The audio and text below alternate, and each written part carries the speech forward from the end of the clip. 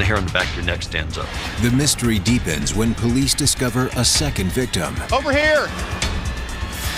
It's getting uglier by the minute.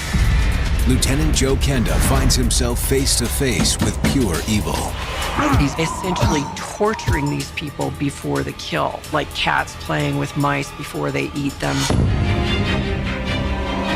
When someone says, I'm going to kill you, it'd be in your interest to believe it.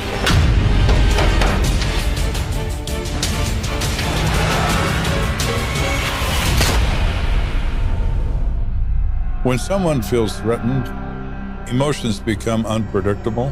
How threatened are they? Emotions can take you to some very dark places.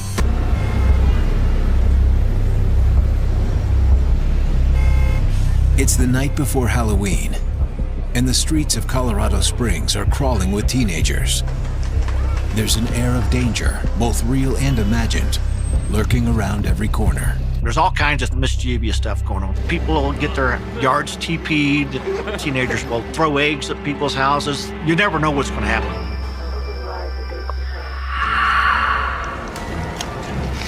Mm. 17-year-old James Horton has opted for a low-key evening at home. I was watching a pretty scary movie on TV and trying to see how late I could stay up. Everybody else in the house was asleep.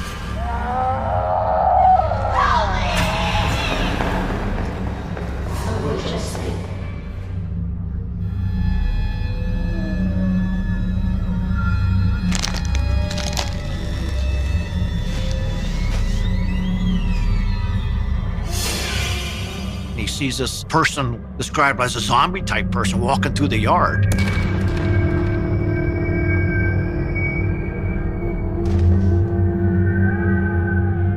I had friends that we were always playing tricks on each other, and so I thought maybe it was somebody that was just kind of messing around with me. I went over to the door, and I was being real cautious because of the freakiness of the situation. From the front door, James doesn't see anything unusual. And I thought, well, that's really odd. And so I, still being the young, dumb teenager, I still went ahead and opened the door.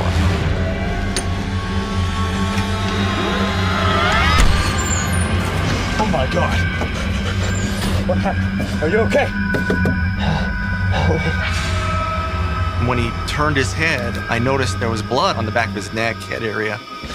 Dad, get out here now! We need help! Across town, CSPD headquarters is buzzing with activity. Hey, Lieutenant, get this. We just processed 2 vampires and a werewolf for property destruction. Shaping up to be a long night. Tell me about it. My first break all night. 2 or 3 days before Halloween, the activity level jumps dramatically. People drinking and wearing costumes to parties. Everyone is very busy. As a result, so are the police.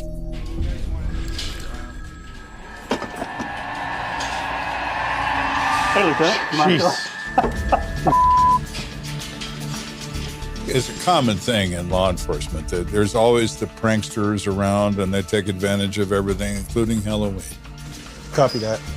Lieutenant, we just got a call of a shooting on the southeast side of town. So much for that break. I'm in the simple act of trying to enjoy a cup of coffee, but in my business, it isn't simple.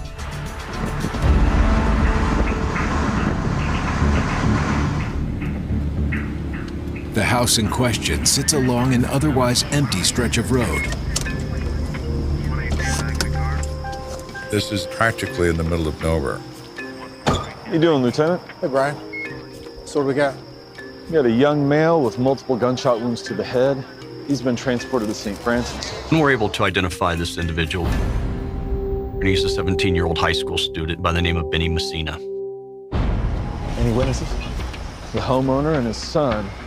According to 911 operator, the son observed a zombie-like figure approaching the house and then collapsed here on the porch. When I walk up in the front porch of this home, there is blood, which I expected to see. But there's also some drag marks off the porch into an area of a bush in the yard. How'd they get there?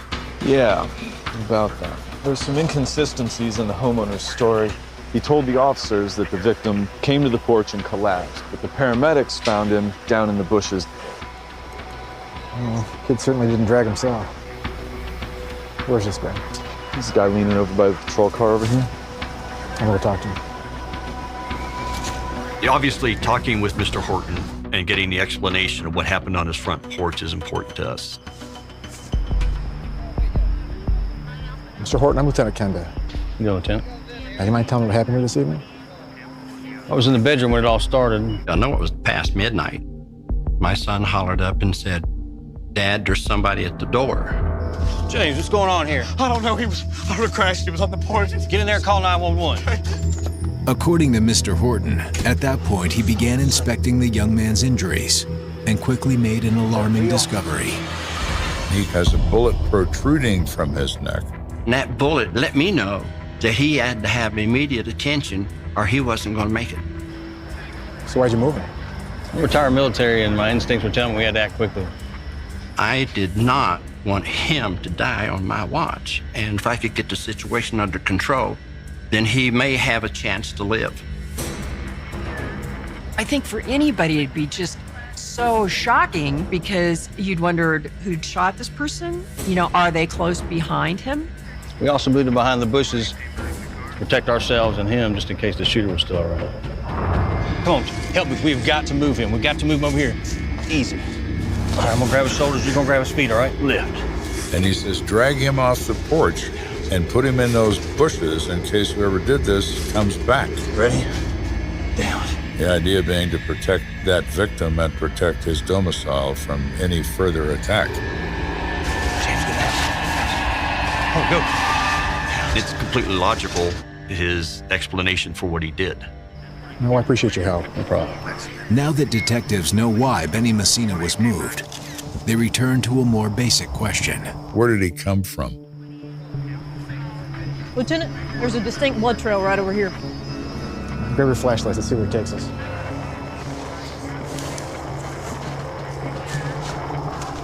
We're able to identify a blood trail leading up to the front door.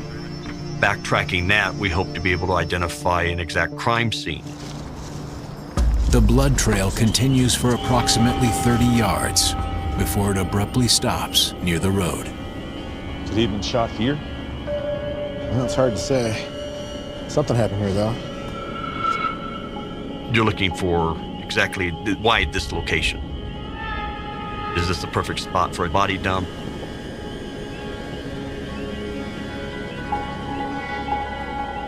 We notice near the blood trail where it ends, there is evidence of a car losing control.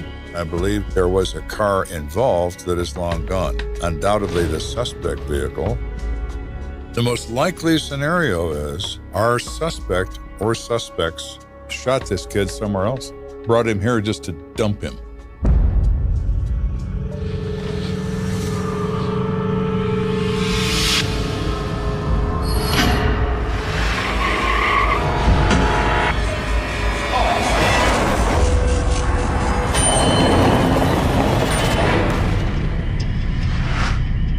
Except obviously he's not dead. Our victim stands up and starts walking toward the nearest light he sees, which is the Horton house. Kenda may not know where Benny Messina was shot or why, but he now has a possible means of tracking down the shooter. Let's collect some dirt samples for evidence. And could you get some castings of the tire tracks? Tire casts are almost better than fingerprints. The system maintains records on every tire made and sold in North America, so we can identify those tires from the tread line. As CSIs collect the tire casts, Kenda heads to St. Francis Hospital, hoping Benny Messina has survived and could perhaps shed light on the identity of the shooter. Excuse me, I'm here to talk to Benny Messina. I'm sorry, he's in no condition to see anybody. Benny's in bad shape. He's got 2 gunshot wounds.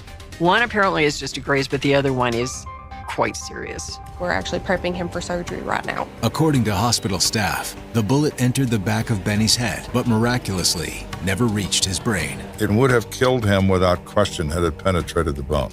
However, it ricocheted. The bullet missed everything that was vital. If you placed odds on this, it's a 1 in a million. In the hallway, Kenda encounters Benny Messina's father, who has just received word that his son has been shot. Mr. Messina? Yes, sir. I'm Lieutenant Kenda. I'm the one handling your son's case. Mm-hmm. You mind if I ask you a few questions? Of course not.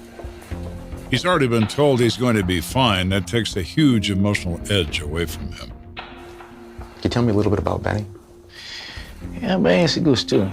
I have a lot of friends in school. Do you have any idea where he went tonight? Benny's father said the last time he saw Benny was earlier that evening, and it was Benny's intention to go to a Halloween party. But Benny's father did not know where the party was or who was having the party. But as Kenda speaks with Benny's father, Lieutenant Kenda. What is it? the case takes an unexpected turn. One of the nurses who's been attending our victim here drops a bombshell. We have another victim. Oh, what do you mean? And that really surprised me. How do you know that? I don't like surprises.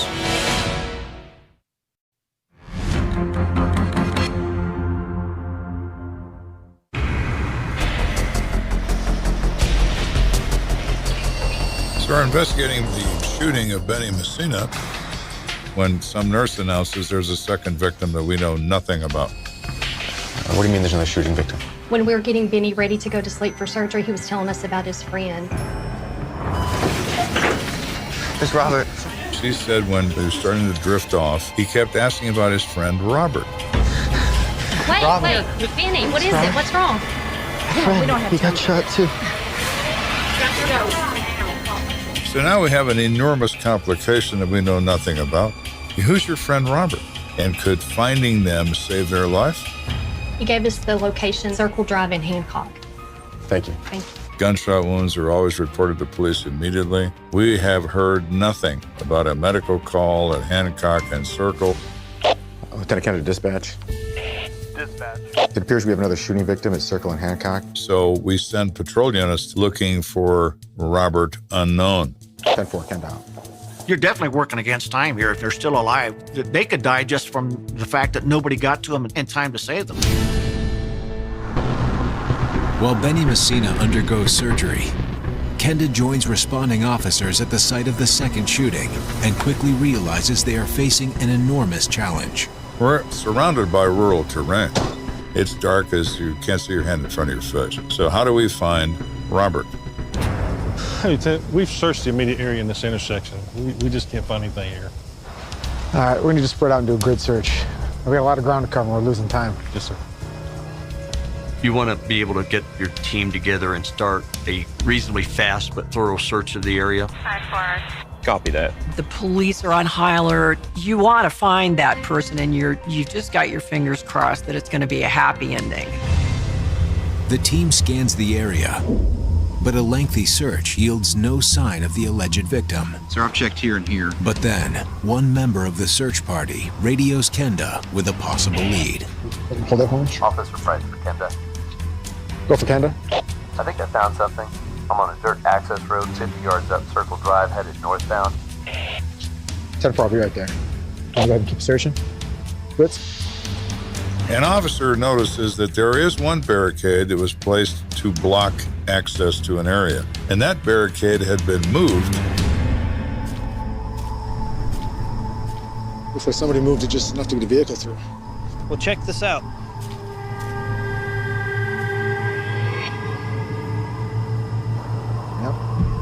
And there were tire tracks in the dirt. Lieutenant Kenda, I need all responders report to the access road off Circle Drive. I'll be aware there is tire tread evidence. Let's try to preserve the evidence, but finding our victim's priority one. Copy that. Yeah. We've got to start being careful now to make sure we're not becoming evidence eradicators. Robert! Robert! So now we have a place to focus. Robert! Over here! I can't find a pulse. We got a man down. Need paramedics up here ASAP. That gets everybody's attention really fast. Robert! Robert, can you hear me?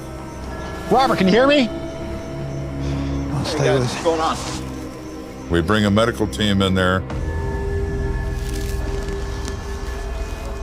I looked at that kid when they loaded him on a gurney, and I'm not a doctor, but I have looked at literally thousands of dead people.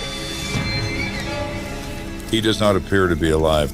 So at that moment, my emotions are revolving around the fact that we're not done yet. We've got now 2 victims. This is getting uglier by the minute. All right, it's officially a crime scene. Still know where the other victim was shot. It could have been here also. So we need a thorough search of every inch of the site. All right? Yes, sir. We start looking around this area where the body has been discovered.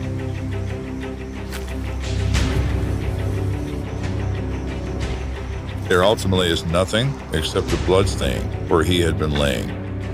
Still, Kenda and the team are hopeful the tire tracks may help answer one vital question. It was the same car at both of these scenes. I bet good money these are from the same vehicle. You thinking Benny and Robert were both shot at this location? Exactly. This is Detective Ritz. Can I get a CSI over to the entrance by the sign? We're gonna need some more tire tread casts. Our case is starting to come together, at least tying these 2 scenes together. I'm getting some sense of this in my own head. This is malice aforethought, scheme, and design. The plan is to kill 2 people. Let's take them to a remote area and shoot them. The elements of first-degree murder. As the sun rises over Colorado Springs, Kenda checks in on the 2 victims. Excuse me. I want to check on the status of Benny Messina. Benny is out of surgery. They removed the slug, and it is a .22 caliber bullet. We believe he will make a full recovery. He's still under the effects of the sedation, but he should be able to receive visitors later today. Benny's out of the picture because of his anesthesia. So now what about Robert? Unfortunately, Robert's a different story. He was pronounced dead on arrival. The deceased is identified as 18-year-old Robert Costello, a high school senior. Robert was born in Germany but was raised in Colorado Springs. He's a good kid, well-educated kid, does very well in school, and has a part-time job in a bicycle shop. They have a cause of death? Yes, it was from a single gunshot wound from a .22 caliber. We've notified Robert's family, and his stepmother, Cindy, ID'd the body. I appreciate it. Thank you. Kenda hopes that a conversation with Robert Costello's family will offer some additional insight. You are now faced with a mother who knows her son isn't coming home anymore. You have to be extremely careful. You try to understand their circumstances and their pain. But at the same time, you have an obligation to investigate the death of their son. Mrs. Costello? I'm Lieutenant Kenda. I know it's a difficult time, but I need your help in order to find out what happened to Robert. Do you mind if I ask you a few questions? He understands, it's okay. She's very emotionally distressed, of course. She's trying to hold it together. Do you know Benny Messina? Yes, he's good friends with Robert. They both go to Harrison High School. They're always together, but I honestly didn't know what they were up to tonight. I'm sorry. Well, that's okay. That's our job to find out. Do you know if Robert had any enemies? And she becomes even more distressed. There's been threats made against my entire family.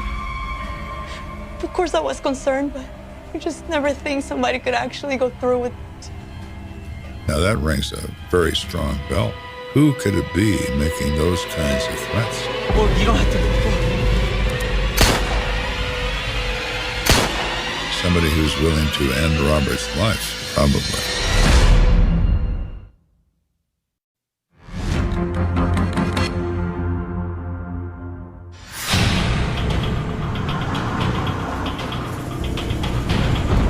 We're investigating the shootings of Benny Messina, who has survived the attack, and Robert Costello, who did not survive.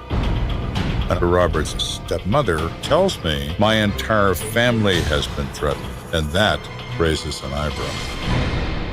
My other son, Colin, he's Robert's stepbrother. He's been having some trouble with another boy in his class. She reports that her son, Colin, tells her that he is threatened directly by a person whose name is Brian Cast. who tells Colin Costello that you and your entire family are dead. If I had been Robert's stepmom, at that point I would have been terrified. Well, you don't have to. Did Brian Cast make good on his threat by shooting Colin's older brother, Robert? And was Benny Messina merely collateral damage? People often say because it's a kid to another kid that it's an idle threat. But a kid will pull the trigger faster than an adult will. So when a kid says to somebody, I'm going to kill you, it'd be in your interest to believe it. Later that day, Brian Cast's mother brings her son to the station for questioning. Brian, thanks for coming in. Have a seat. This better not take all day. We find him to be standoffish, kind of a smart aleck at times, doesn't really appreciate the seriousness of the nature that we're there for. We have a report you've been making threats against your classmate, Colin Costello, and his family. I might have said something. So what? I didn't do anything. And Mr. Cast, you are here because we are investigating a first-degree murder and an attempt at another one. It would be in your best interest to pay attention to what I had to say. Listen, I don't know what you're talking about. Well, I'm concerned. You just admitted making threats against the Costellos. And now Colin's brother's dead. And all of a sudden, the arrogance is gone. The bravado is gone. Now he looks like what he is, a little kid. I might have said those things, but I was just bluffing. Colin was picking on me, and I just needed something to get him to back off. Why don't you tell me what instigated the entire thing? Colin and I both play soccer. A few weeks ago, a bunch of us were having a practice match. Jimmy! Oh, Jimmy! He goes on to say that he is tripped during a soccer game by Colin. They have words. What the hell was that for? Colin's friends come up to Colin's aid and announce they're going to kick this kid's ass. He becomes afraid. I knew the only way to get him off my back was if I turned the tables on them. You put one finger on me and you'll regret it. You and your whole family are dead. So he makes that threat to defend himself from what he thinks is a group of people who want to hurt him. Look, I swear, it was all an act. I don't know anything about the shooting. It's the honest truth. Do you believe me? Just make yourself comfortable. I'm gonna make a phone call. So let's talk to Colin and let's confirm that what Brian tells me is in fact the truth, and then we can close the matter.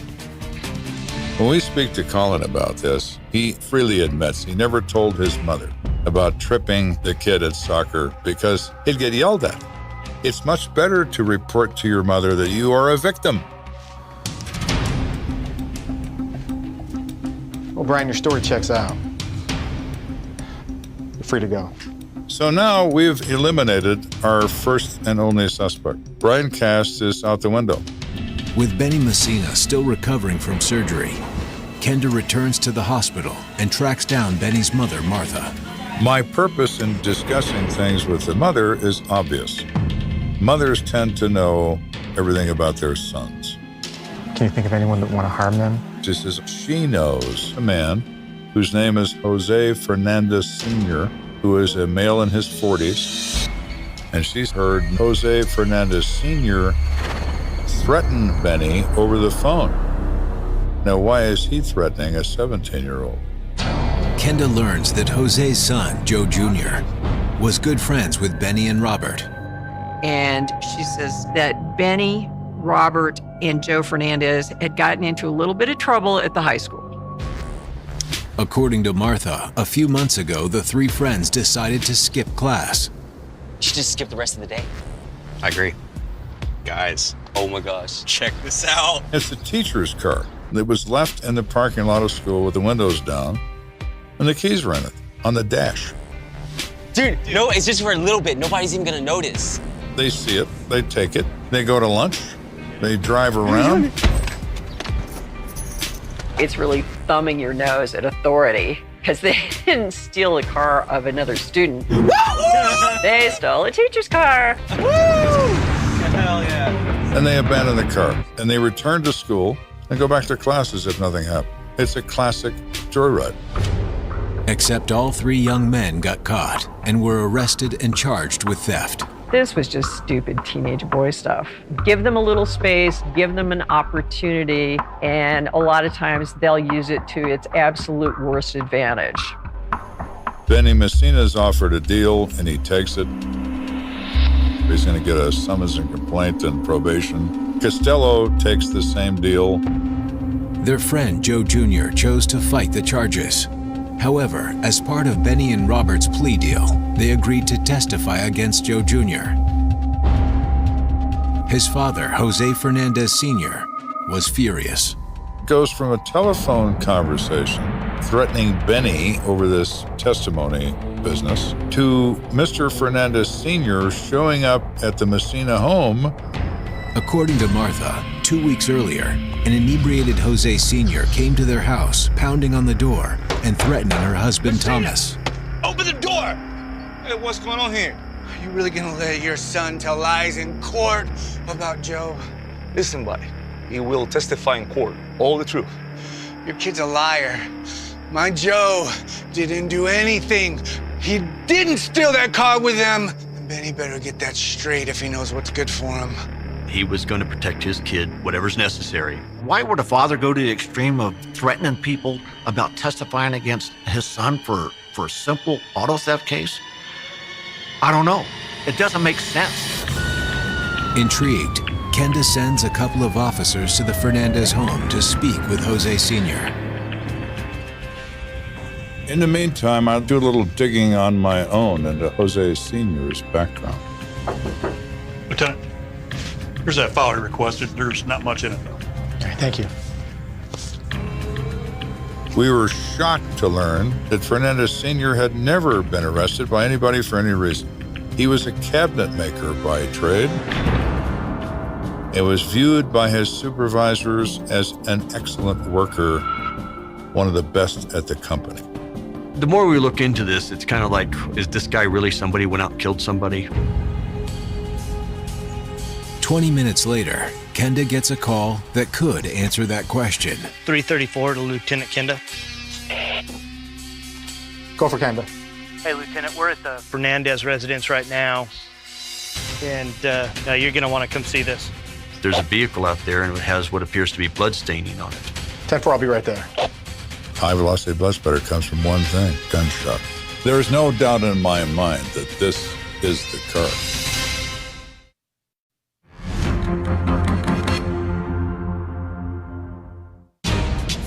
We're investigating the death of Robert Costello.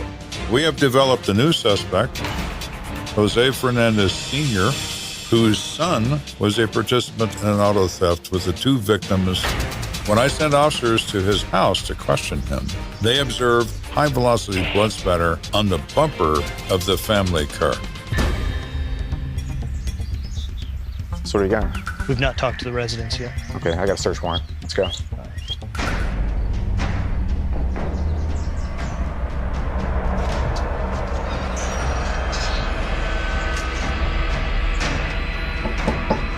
The officers try a normal knock and they get no response. So we then move to the police knock.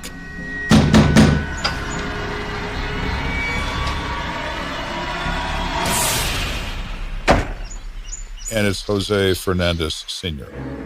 He sees our guns and immediately slams the door. That's when the hair on the back of your neck stands up. Is he going to get guns and start shooting it out with us? Police, open the door, Jose. Let's do this the easy way. We inform him that we're investigating a homicide, and his family rides sitting in the driveways, leaving with us by warrant. Jose, open the door slowly, where I can see your hand. Your hand. This is ridiculous. You can't do this. You've got no right. Actually, we do, Mr. Fernandez. Now stay right here while men search your house. Dad, what's going on? And out comes Jose Fernandez Jr. Never mind. Go back to your room. Actually, Joe, why don't you stay here with us? So the first question we ask is, do you have a gun in this house? No. So you're saying neither of you own a gun, and we're not going to find one in this house? Absolutely not. No. Hey, Lieutenant. So that's not your gun? Well, since both of you lied to me, both of you are going to go downtown until we sort this out. Go ahead and cuff him. Turn around. So I give instructions to remove and preserve the vehicle for evidence gathering. And now I have a lot to discuss with this father and son duo. Back at the station, Kenda is seated with a much more composed Jose Fernandez Sr. I have a few theories about what happened to those two kids, but I'd like to hear the truth out of your own mouth. Sure. I've got nothing to hide. He has a very simple story. He was home asleep and knows nothing and doesn't have anything else to say. We've got a report that you recently threatened a minor, Benny Messina. I never threatened anyone. I just asked him to tell the truth about my son. And what was that? That he's innocent. He's not a car thief. He's a great kid. Mr. Fernandez immediately puts both oars in the water and begins to row across the lake. Everybody in the world is lying except Mr. Fernandez. Well, the one thing you can't deny is the .22 revolver we found in your home. I have no idea how that got there. I've never even handled a gun. Well, if that's the case, it leads me to believe it belongs to your son. No, absolutely not. Settle down. Jose Sr. just absolutely could not accept even really a pretty minor judgment that his kid was not a great kid. Would you be willing to do a gunshot residue test? Sure. We do a GSR test on Fernandez Sr. to show whether he fired or handled a handgun in the past 24 hours or so.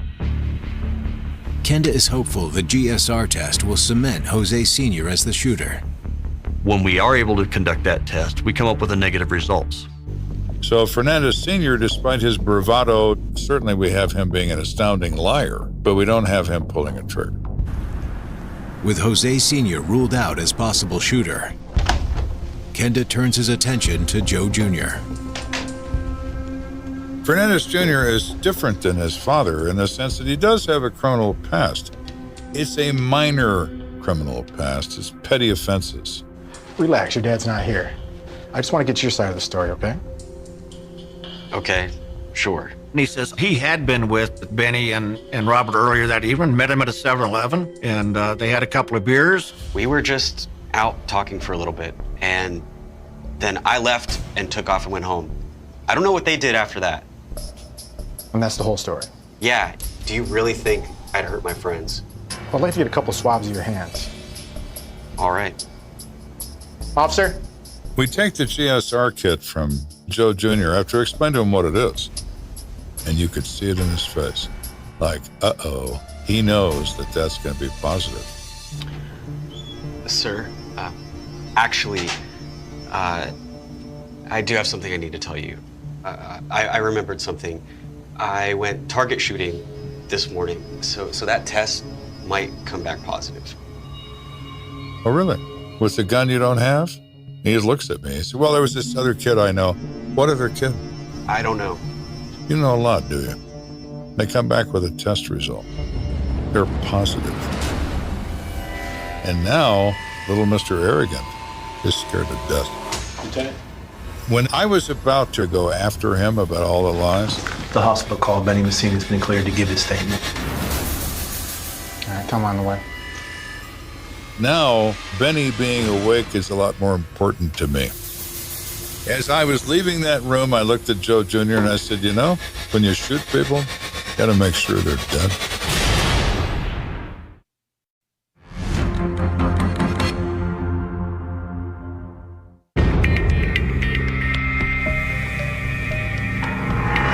We have confronted the Hernandez family, senior and junior. Now we have the opportunity to talk to a living victim, a rarity in these cases. After questioning both Joe Jr. and Jose Sr., Kenda heads back to the hospital to speak with Benny Messina. Kenda's hopeful Benny can spell out exactly what happened the night of the shooting. I'm Lieutenant Kenda. I'm sorry about what happened. His neck, of course, is heavily bandaged, and he's distressed over the death of his friend. But he's willing and able to tell me what happened. Well, all this trouble kind of started when we stole the teacher's car. I don't know why Joe was denying it. If he would have just confessed, like me and Robert, we'd probably just get probation too. So Joe Jr. is angry at you for testifying? Oh, no. I mean, he told me that he knew why we were doing this, like he understood it, but his dad was still really pissed at us. Want to walk me through what happened that night? He says that he and his friend Robert are making a coffin in Benny's garage for a Halloween party they've been invited to. Okay, do it. This is so sweet. Dude, this is awesome. They're laughing about death, and little do they know that Halloween's going to get very real for them in a short amount of time. It's gonna scare a lot of kids. They're getting ready to leave. Hello? They get called by Jose Jr., wants to get together.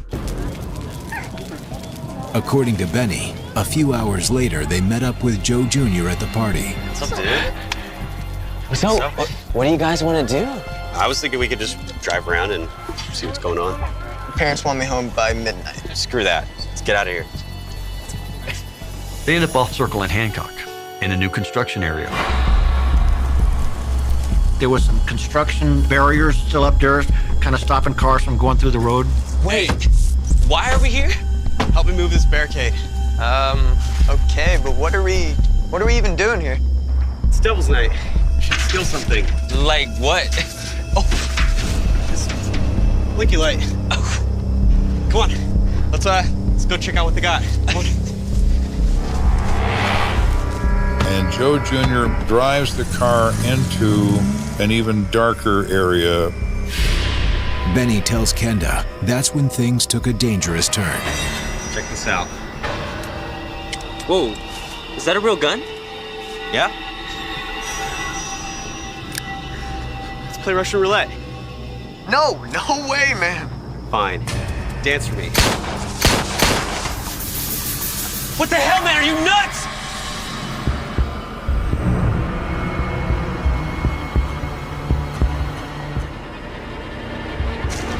I'm gonna shoot you for narking on me. Benny sees him go down. He turns his face away from the gunfire, taking that grazing wound in his head. What are you doing, man? Oh my God, man. It was an accident. What do you mean it was an accident? You just shot me. And all of a sudden, Joe Jr. has a change of heart. Is he overcome by the guilt of what he's done? Let me get you to a hospital. Come on. Benny is scared to death. He has suffered a grazing gunshot wound, but it bleeds profusely. So Benny gets in the car. What about Robert? And Joe says, he's dead. Let's go. Your next thought is, I need to get away from this person. How am I going to start doing that? Okay, hurry up, bro. I'm bleeding everywhere. I am. We have to go get my dad first. What? Why? We're like 10 minutes away from the hospital. Look, my dad will know what to do in a situation like this. We have to go get him. Dude, I am so sorry. I was in his car, and I thought he was bringing me to the hospital, but he picked up his dad. Dad gets in the car and takes over. Where's Costello? Dead.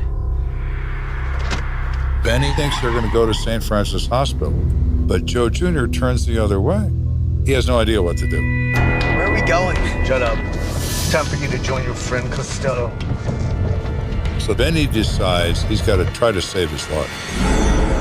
He decided to grab the steering wheel and yanked it real hard to the right. And they lose control of the car. You little bastard! That's it! Joe Sr. is furious when the car stops. Drags Benny out of the car and proceeds to punch and kick him in the face and chest.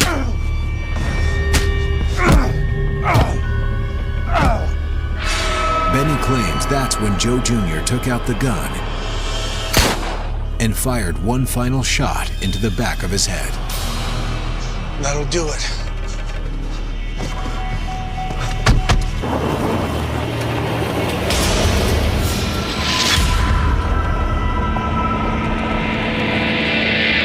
Benny is smart enough to play dead, and then he waits to make certain they're gone He feels a lump in his neck. He doesn't know what that is. That's the bullet that travels around the skull and comes lodged in the neck. Anybody else probably would have killed him. It just wasn't his day. And he sees a light. It's a house. And he staggers toward that house to get help. That is a remarkable story. Benny Messina's statement cements the case against Jose Fernandez Sr. and his son, Joe Jr. Everything that the major accident team investigators said happened was corroborated by Benny. We had the tire tracks at both scenes. And our traffic experts are able to look at these and say the pattern is absolutely consistent. In my mind, it appears to me, obviously, that Senior is the architect of this entire affair. Dad actively participated in this. He endangered other lives because he couldn't accept the fact that maybe his son did do an auto theft. Joe Fernandez Jr. pleads guilty to second-degree murder and attempted first-degree murder and is sentenced to 32 years. Jose Fernandez Sr. is convicted of conspiracy to commit first-degree murder, attempted first-degree murder, and second-degree kidnapping. He is sentenced to 30 years in prison. The real tragedy here is that these young men's lives were ruined. Benny, somehow by a miracle, survived, but will always be dealing with the aftermath of these events. Robert had his whole life ahead of him. He was a senior in high school, getting ready to graduate. It's a tragedy that somebody had to take his life out there that night. Who would believe that a father, in the supposed desire to save his son, destroy his son, himself, and his own family, ultimately over nothing?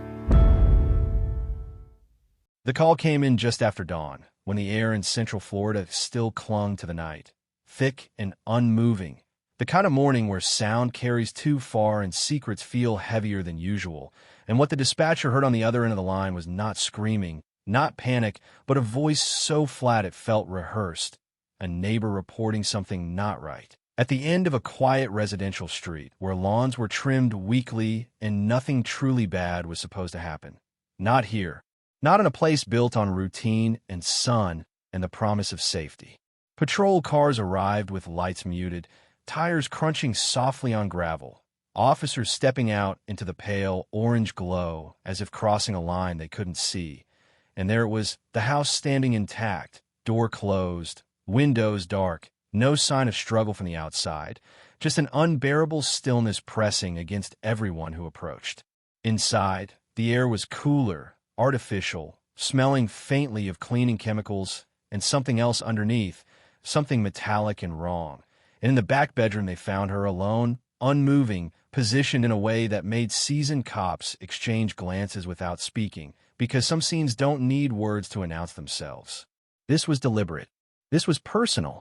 This was the moment a life ended and a cold case began, though no one would call it that yet. Not in 2001. Not while hope was still warm. She was 32 years old, known in the neighborhood for morning jogs and polite waves, a routine so predictable that neighbors could tell you the time by the sound of her footsteps on the sidewalk. A woman with no criminal record, no visible enemies, no obvious reason to become a headline. And that was the first problem investigators ran into, because crimes like this demand a narrative, and there wasn't one waiting to be found. No forced entry, no valuables missing, no note. The television in the living room sat silent.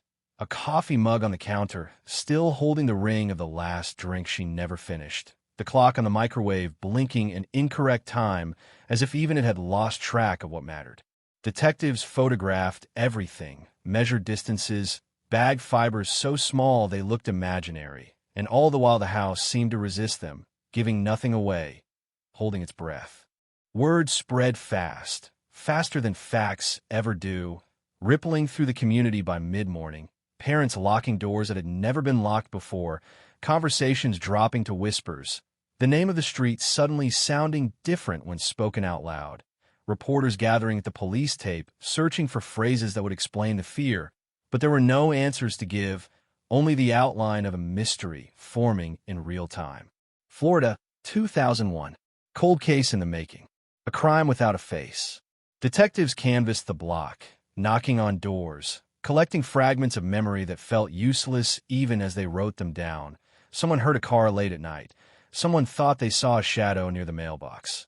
Someone else slept through everything, and the timeline stretched and warped with every retelling, leaving holes no one could fill.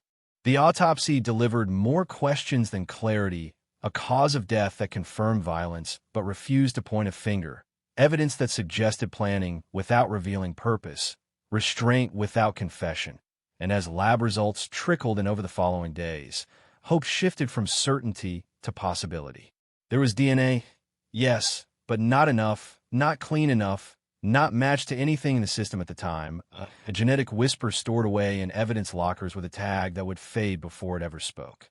Detectives circled the victim's life, interviewing coworkers, friends, distant relatives, reconstructing her final days like archaeologists sifting through ruins that were barely old enough to be ruins at all. She went to work. She came home. She spoke to no one who sounded afraid. She made plans for the weekend. Nothing that looked like a goodbye.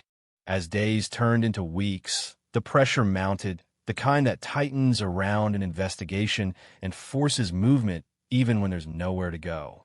Tips flooded in, each one promising, each one collapsing under scrutiny, a disgruntled ex ruled out by timestamps, a stranger seen near a gas station miles away, a theory built entirely on coincidence. Detectives followed every lead because that's what you do when a community is watching, when the word killer has begun to circulate without a name attached to it. But every door they opened led to another hallway, another dead end, another reminder that absence can be as powerful as evidence. The house was released back to the family, cleaned professionally, returned to silence, but something lingered there, something that neighbors said they could feel when they passed by, an echo of a moment that refused to dissipate. Months passed, then a year.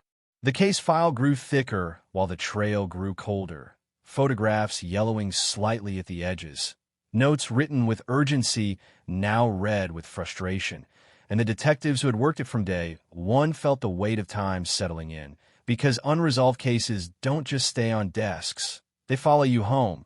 They sit with you in traffic. They wake you up at night with the same unanswered question repeated endlessly in different forms. Who did this? And why here? And how did they leave without being seen? Florida 2001 became shorthand in the department, a reference spoken quietly, a reminder of a promise not yet kept. The community adapted in the way communities always do, slowly, reluctantly, with safety meetings and neighborhood watches that faded as attention shifted elsewhere. But the fear never fully left. It just learned how to hide, resurfacing whenever a similar story made the news, whenever a siren lingered too long outside at night. The victim's name appeared less often in print as years went by, replaced by phrases like unsolved homicide and active but stalled investigation, language that sounded clinical enough to dull the pain but never erased it. New detectives rotated in, reviewed the file, shook their heads at the same obstacles, the same unanswered questions, and moved on to cases that still had momentum, leaving Florida 2001 behind like a scar that had healed incorrectly. Evidence sat in storage, sealed and cataloged, waiting for a future no one could quite imagine yet, technology advancing quietly in the background while the case slept, the DNA sample frozen in time, carrying a truth it could not yet tell. Family members aged. Witnesses moved away. Memories softened at the edges, unreliable now, contested by the simple passage of years, and still the question remained, suspended in the air like humidity, heavy and unavoidable. Somewhere, someone knew what happened in that house, knew how easy it had been, how quickly a life could be taken and folded into a mystery that would outlast headlines and careers alike. By the time the case was officially labeled a cold case, the term felt inadequate, almost insulting in its simplicity because nothing about it was cold to the people who carried it with them, to the detectives who still recognized the address without looking it up, to the neighbors who remembered the morning everything changed, to the family who marked time and anniversaries instead of years. Cold case implied distance, implied detachment, but this one stayed close, pressed against the present no matter how far the calendar moved. Florida 2001 was not forgotten. It was suspended, Waiting, a story paused mid-sentence, refusing to end. And somewhere in that pause, in the long silence between the crime and whatever would come next, the killer moved freely, unseen, unnamed, a shadow without a shape, while the evidence waited patiently in the dark, unaware that decades later it would be asked to speak again, unaware that time, which had stolen so much, might eventually give something back, because even in the deepest cold cases, there is always the faint, unsettling possibility that the story is not over, that the silence itself is only temporary, and that what happened in Florida in 2001 is still breathing, still unresolved, still watching from the edges of memory, waiting for the moment when the past finally refuses to stay buried. Time did what it always does when answers refuse to appear.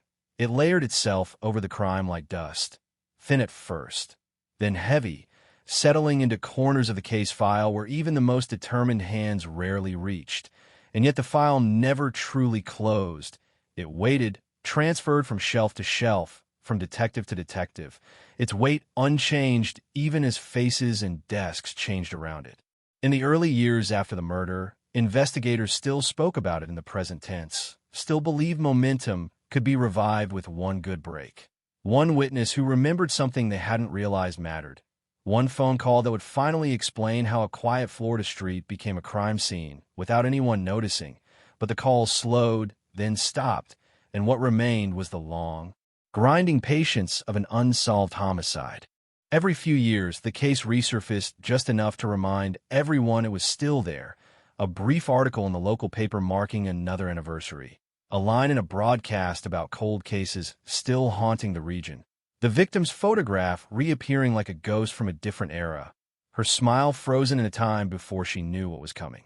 Detectives reviewed the evidence again and again, hoping repetition might reveal what urgency had missed, replaying interviews, scrutinizing timelines, measuring inconsistencies that never quite aligned into something usable.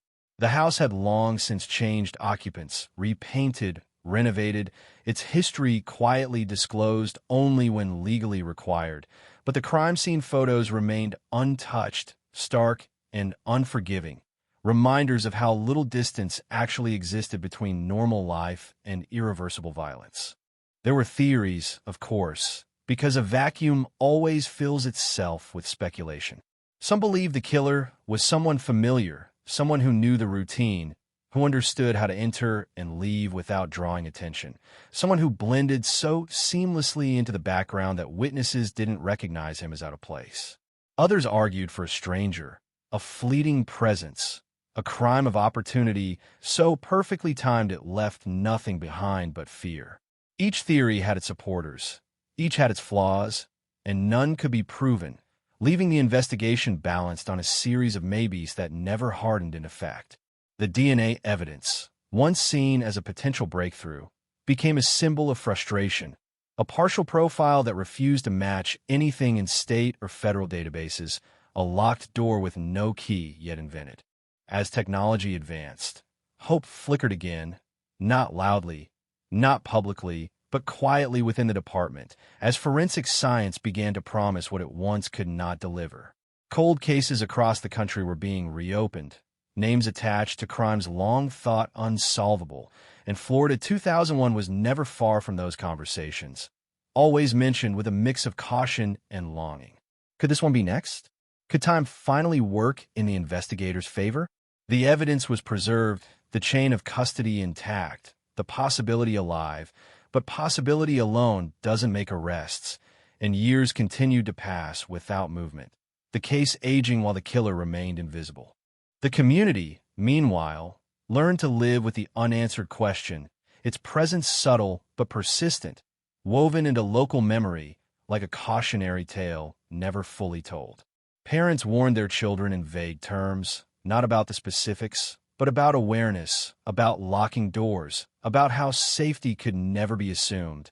And while new families moved in unaware of the street's past, those who had lived there in 2001 carried it with them.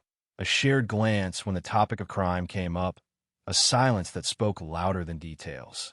The victim's family endured a different passage of time, one marked by birthdays without celebrations, Holidays with an empty space that never filled, their grief evolving but never easing, sustained by the same unanswered questions that haunted the investigation.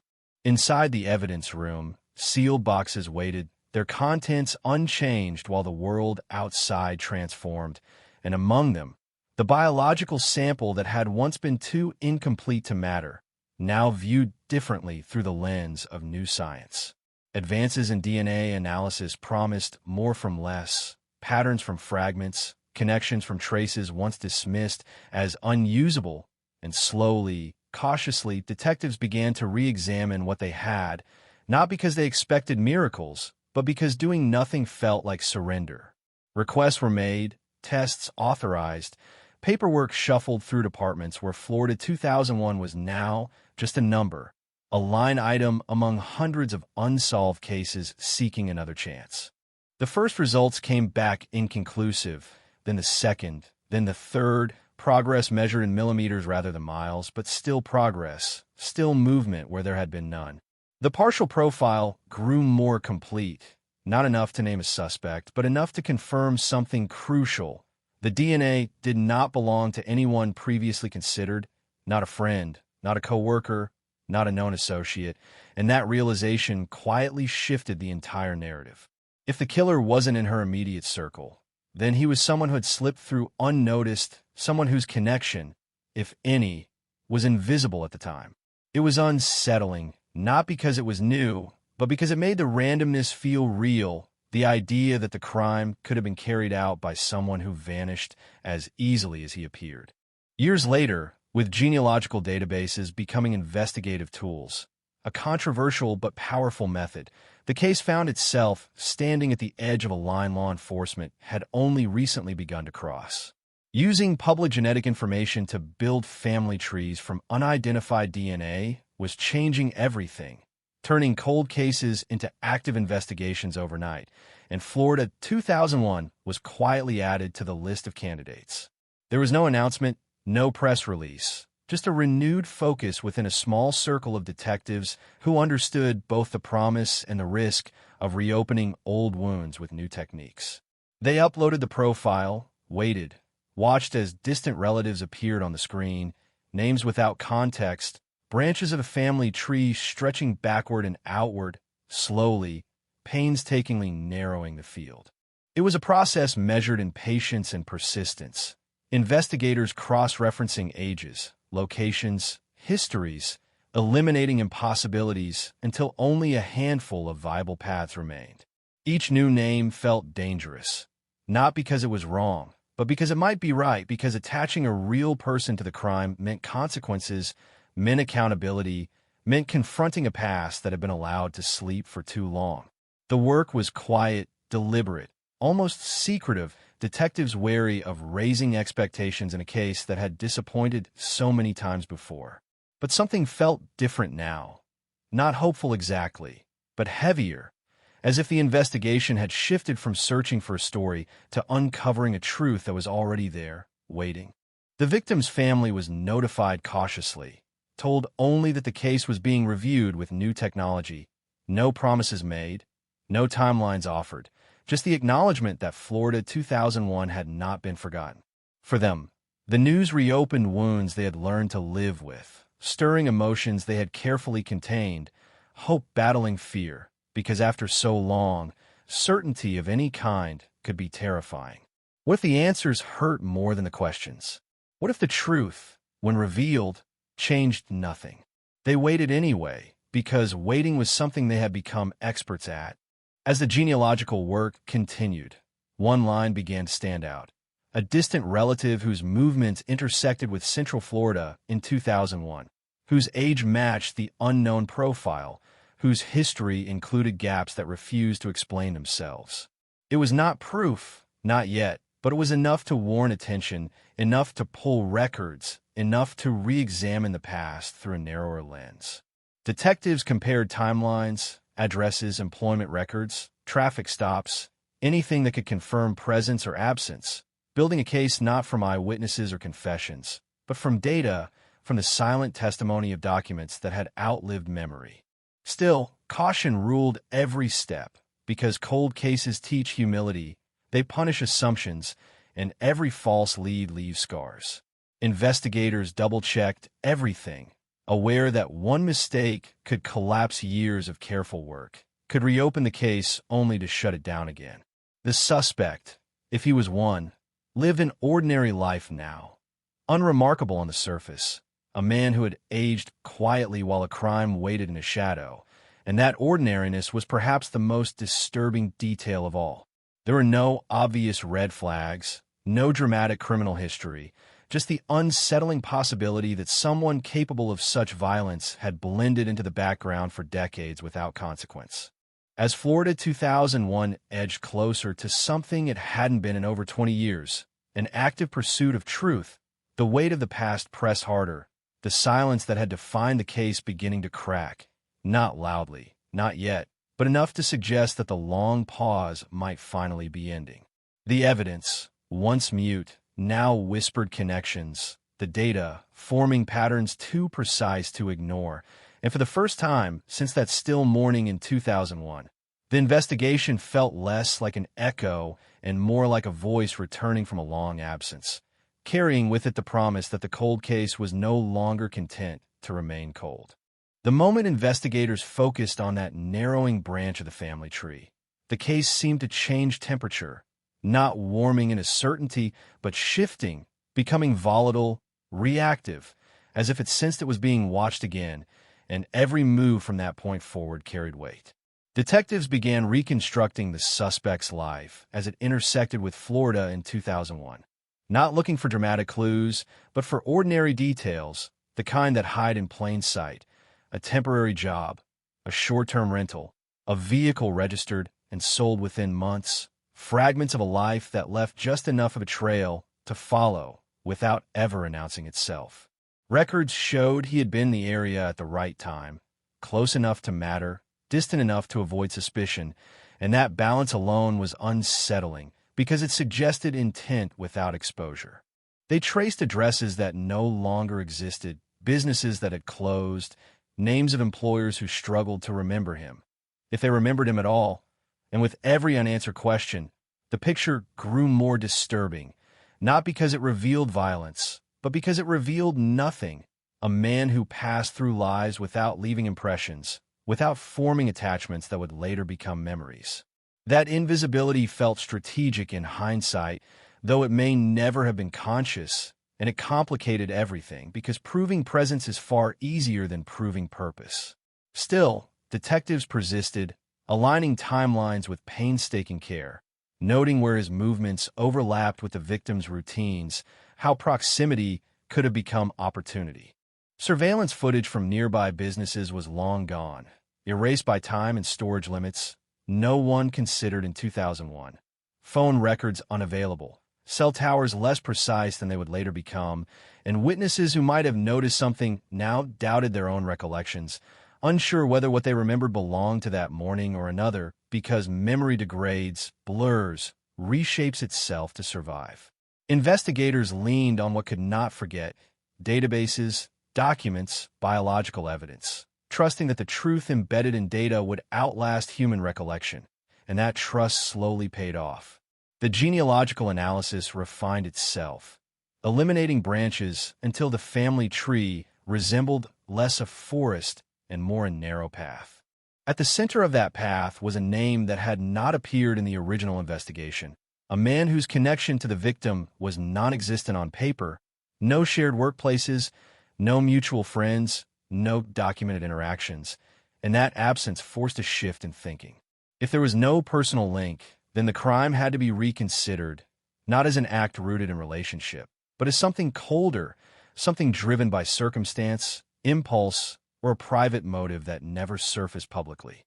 That realization altered how detectives interpreted the crime scene photos they had studied for years, details once viewed as personal now appearing methodical, controlled, consistent with someone who arrived with a plan and left with no intention of being remembered.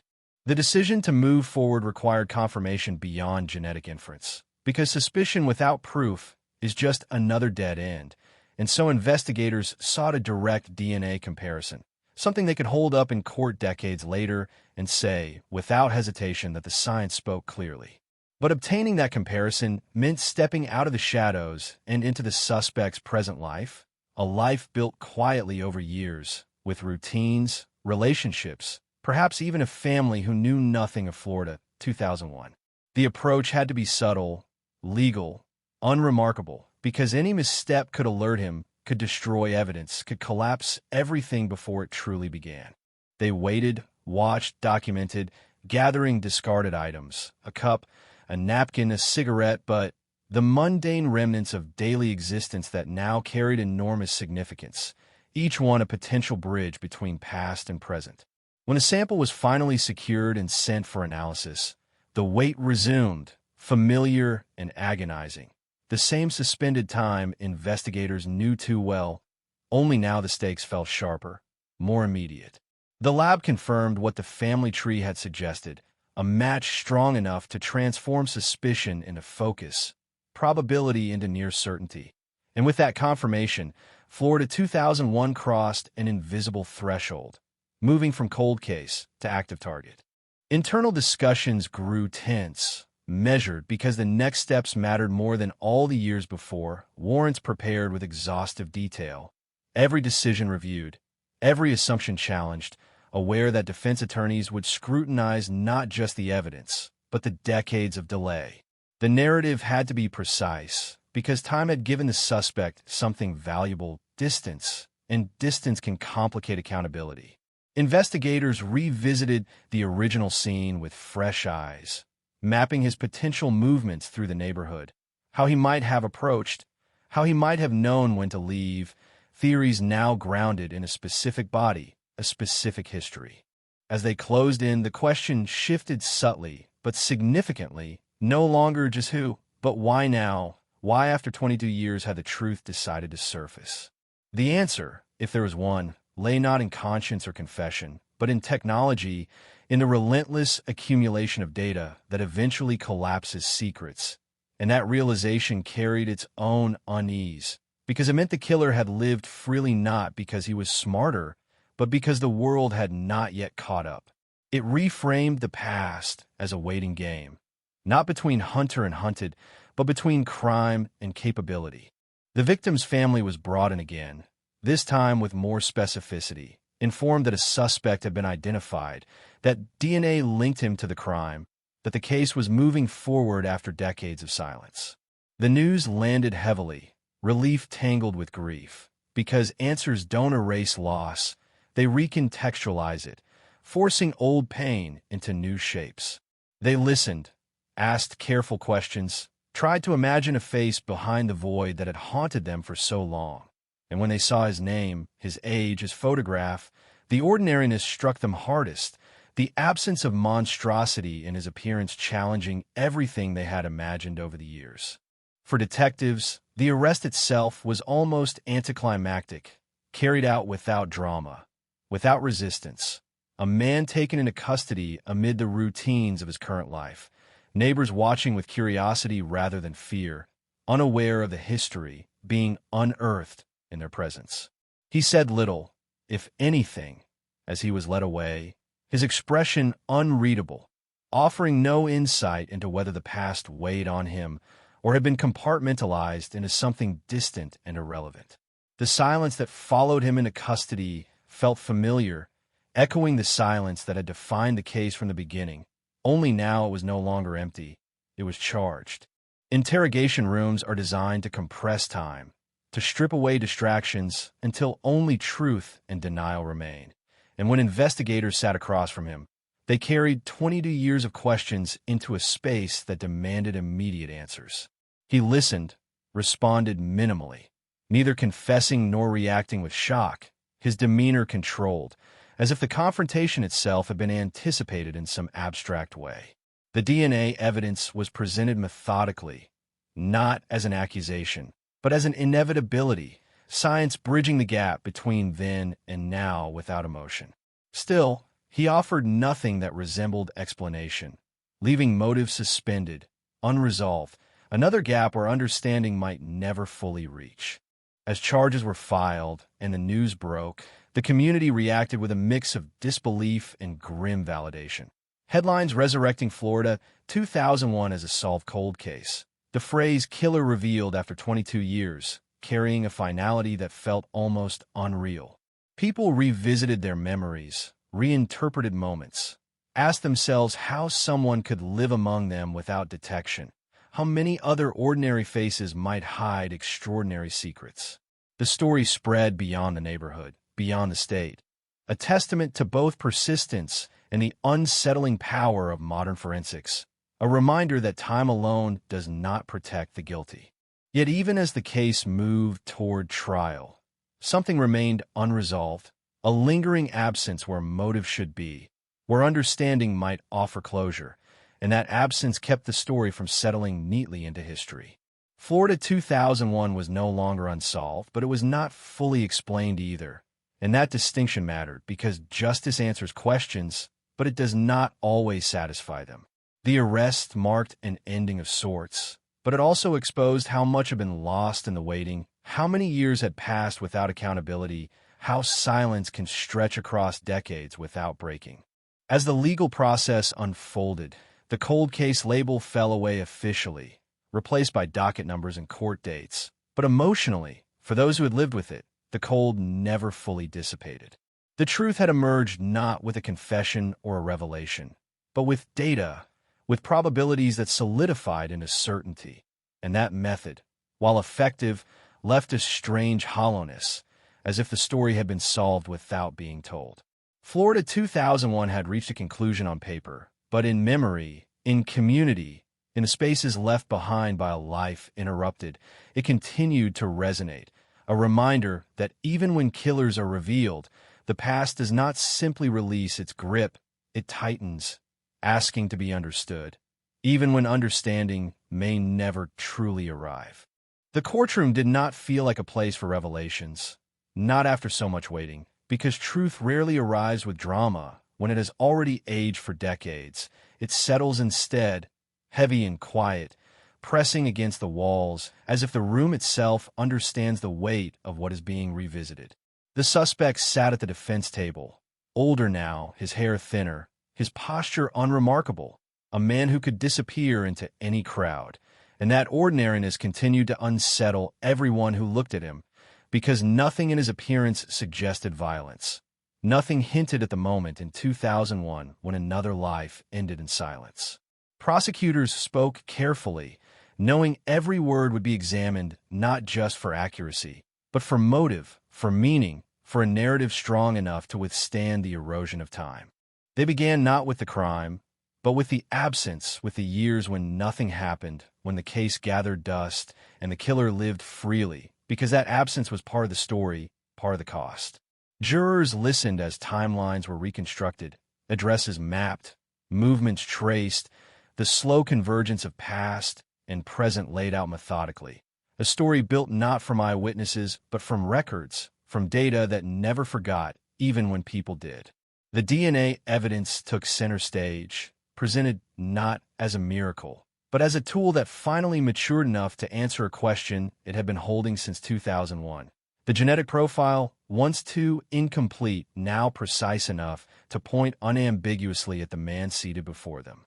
Defense attorneys challenged everything, as expected, questioning the reliability of genealogical databases, the ethics of using distant relatives to identify a suspect, the integrity of evidence preserved for over 2 decades because doubt is easier to introduce when time has done half the work already. They suggested contamination, coincidence, alternative explanations that sounded plausible in isolation, and for a moment the room felt suspended again, the old uncertainty threatening to reassert itself.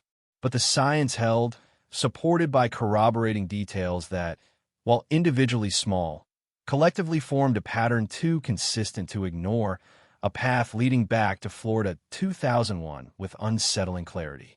Still, something was missing, and everyone felt it, the absence of a confession, the absence of a motive that made sense, the absence of a story that explained why this woman, this house, this moment.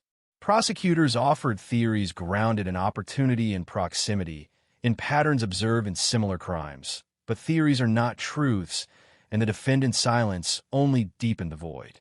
When questioned directly, he offered nothing beyond denial and deflection, his voice calm, measured, refusing to bridge the gap between evidence and understanding. It was as if he understood that while science could place him at the scene, it could not force him to explain himself, and that knowledge gave his silence a strange power. The victim's family watched from the gallery, their faces a study in restraint, because grief expressed too openly can be misinterpreted, and they had waited too long to risk being misunderstood now. For them, the trial was not about spectacle. It was about acknowledgement, about hearing the system finally say out loud that what happened in 2001 mattered, that it was not forgotten, not dismissed, not lost to time. Each exhibit, each testimony reopened wounds they had learned to live with, but it also validated years of unanswered questions, transforming private pain in a public record. As the days passed, the trial settled into a rhythm. Evidence presented, objections raised, rulings delivered, and the story of Florida 2001 unfolded in fragments, never quite forming a complete picture, but close enough to matter.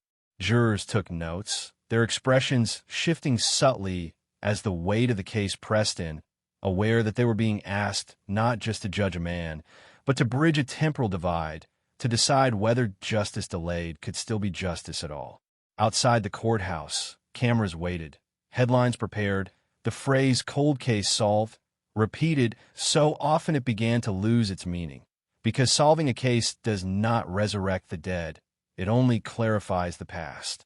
When the verdict came, it arrived without flourish, a decision delivered in a steady voice that echoed briefly before settling into silence. Guilty. The word carried relief and finality, but also a strange emptiness, because it closed a chapter without fully explaining it. The defendant showed little reaction, no visible collapse or outrage, just a subtle tightening of the jaw, a momentary shift that suggested calculation rather than emotion. Sentencing followed later, years added to a life already half-lived, accountability imposed long after the opportunity for remorse might have passed. The community reacted predictably and unpredictably all at once, some expressing gratitude that the case was finally resolved, others unsettled by how long it had taken, how easily the killer had blended into ordinary life for so many years. Conversations resurfaced, memories re-examined, neighbors recalling faces and moments that now felt ominous in retrospect, wondering if they had ever crossed paths with him without knowing. Florida 2001 became a cautionary reference again, not just as a crime, but as a reminder of what can remain hidden in plain sight, of how time does not necessarily bring safety, only distance. For law enforcement, the case became both a victory and a lesson, proof that persistence and technology can converge to resurrect even the coldest investigations, but also a reminder of the limitations inherent in delay. Witnesses lost, context eroded, motives obscured beyond recovery. The success did not erase the years of frustration. It reframed them, turning endurance into a virtue rather than a failure. And yet the lingering question remained, how many other cases waited in evidence rooms, holding truths that technology had not yet learned to extract? The victim's house, long since occupied by others, remained unchanged in the collective imagination, frozen at the moment everything stopped, despite renovations and new lives layered over its walls. For the family, closure arrived not as peace, but as a shift, the weight of uncertainty replaced by the weight of knowledge, heavy in a different way. Knowing who did it did not answer why, and that unanswered question continued to haunt them, because understanding motive can sometimes soften the edges of grief, and its absence leaves pain raw and undefined. As media coverage waned and the story receded from headlines, Florida 2001 settled into its final form, no longer an unsolved mystery, but not entirely resolved either, a case solved by numbers and probabilities rather than words and explanations. The killer was revealed, but his inner world remained inaccessible, locked behind silence that no verdict could penetrate. In that sense, the case resisted closure, reminding everyone that justice is often incomplete, a system of answers that does not guarantee understanding. Years from now, the case will be cited in textbooks and conferences, an example of genealogical forensics succeeding where traditional methods failed, a milestone in investigative evolution. But for those who lived through it, who carried it for decades, it will always be something else, a memory of waiting, of unanswered questions stretching across years, of a morning in 2001 that refused to fade quietly into history. The cold case may be solved on paper, the killer named and punished, but the silence that followed the crime, the long pause before the truth emerged, continues to echo, a reminder that time does not heal everything. Sometimes it only preserves the wound, waiting for science, for persistence, for chance, to finally force it open again. After the verdict, the noise faded faster than anyone expected. Cameras packed away, reporters moved on to newer stories, and the courthouse returned to its usual rhythm, leaving behind a quiet that felt heavier than the years of anticipation that preceded it. Justice had been spoken aloud, officially recorded, but its echo did not linger the way people imagine it should, because answers delivered too late arrive without ceremony, slipping into lives already reshaped by waiting. For the victim's family, there was no dramatic release, no sudden peace, only a subtle, disorienting shift, as if a long-held breath had been exhaled without anyone noticing, leaving their lungs unsure how to adjust. They returned home to the same rooms, the same routines, but now every memory carried a sharper outline. Moments once blurred by uncertainty, suddenly reframed by the knowledge of who had taken her away. Photographs felt heavier in their hands, not because they showed what was lost, but because they now existed in a world where the killer had a name, a face, a history that could be researched and dissected. That knowledge brought clarity, but clarity is not comfort, and it did not answer the question that had haunted them for more than 2 decades. Why their daughter? Why that morning? Why a life that left so little disturbance until it was abruptly erased? The investigators who had stayed with the case longest felt a similar unease, a quiet reckoning that followed the celebration they never fully allowed themselves to have.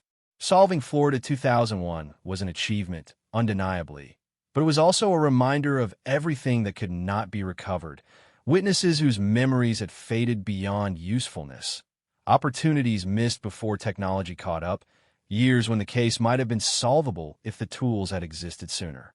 They closed the file with care, aware that closure was an administrative term, not an emotional one, and that the story would continue to live on outside any archive they controlled.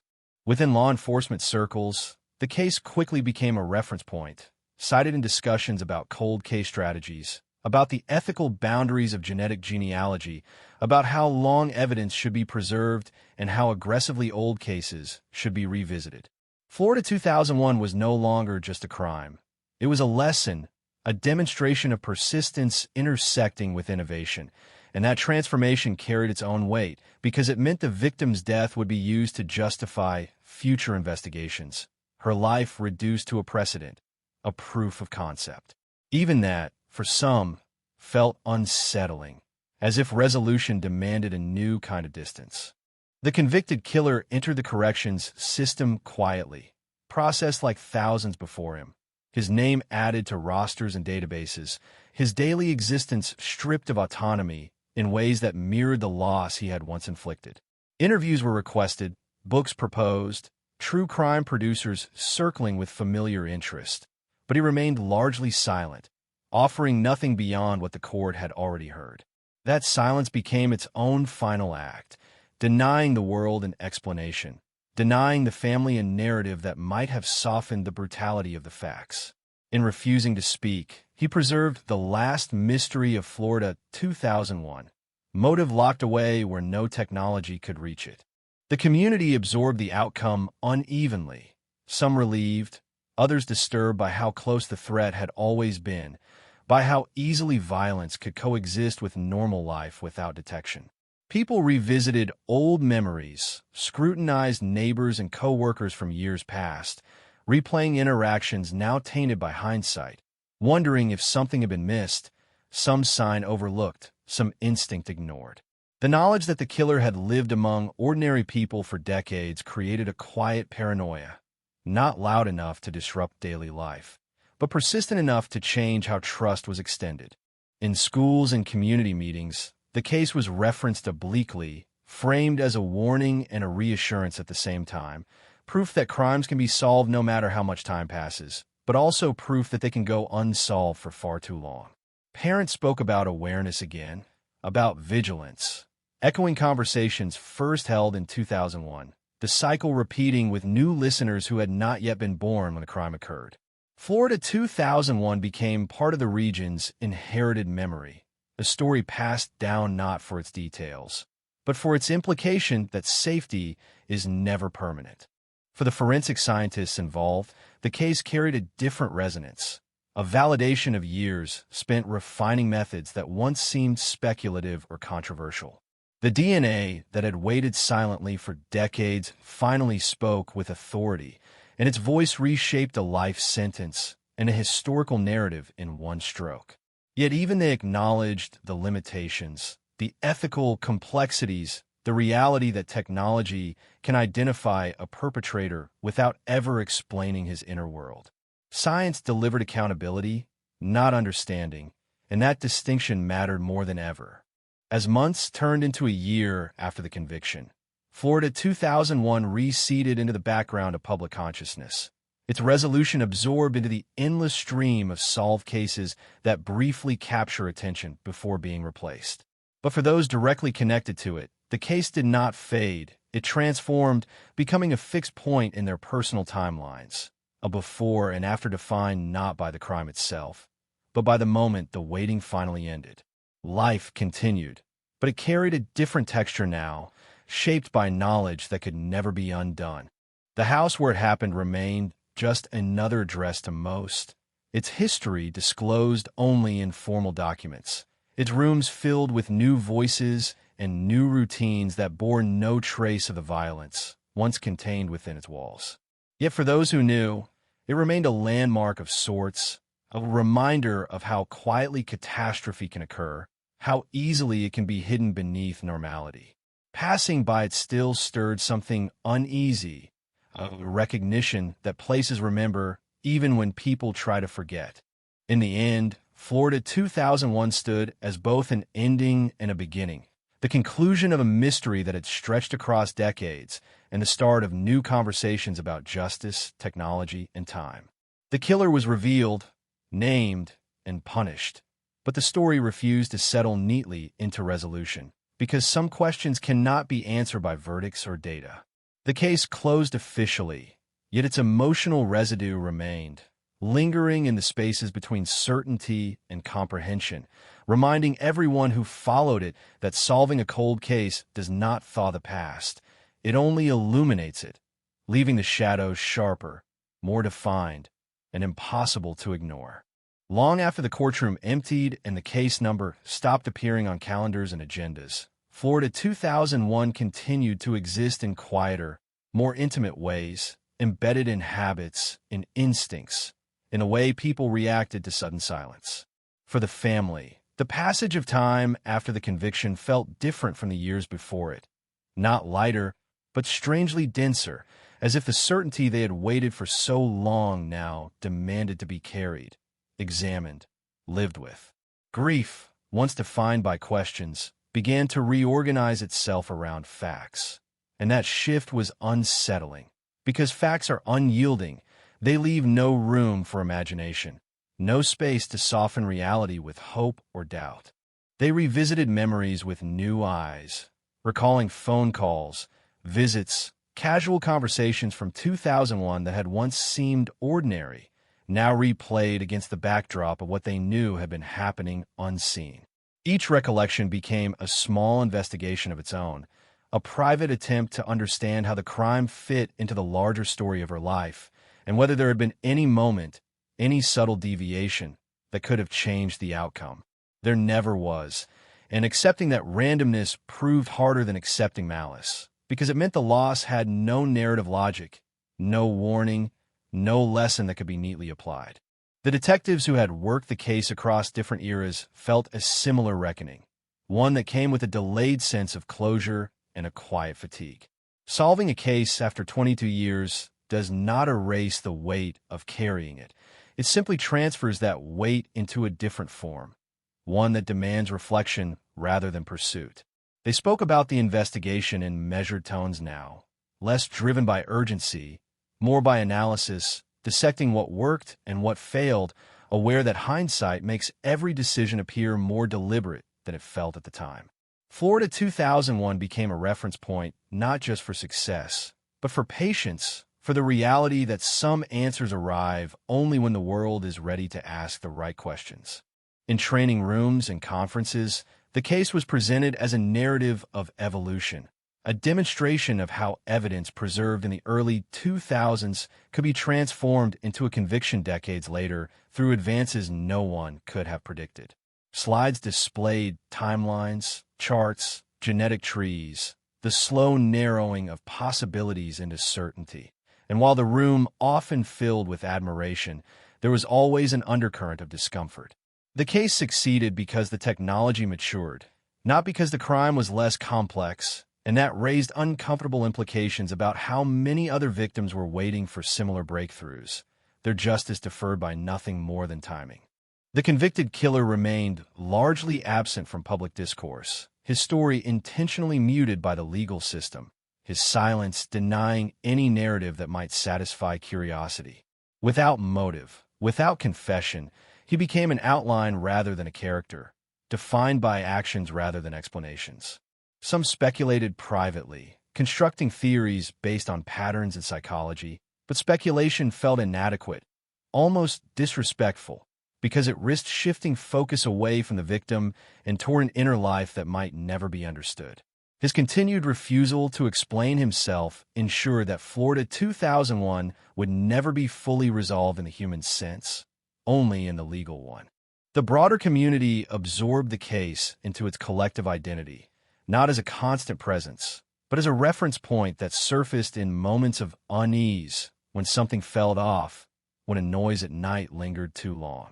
It became shorthand for vulnerability, a reminder that the boundaries people draw around their sense of safety are always provisional.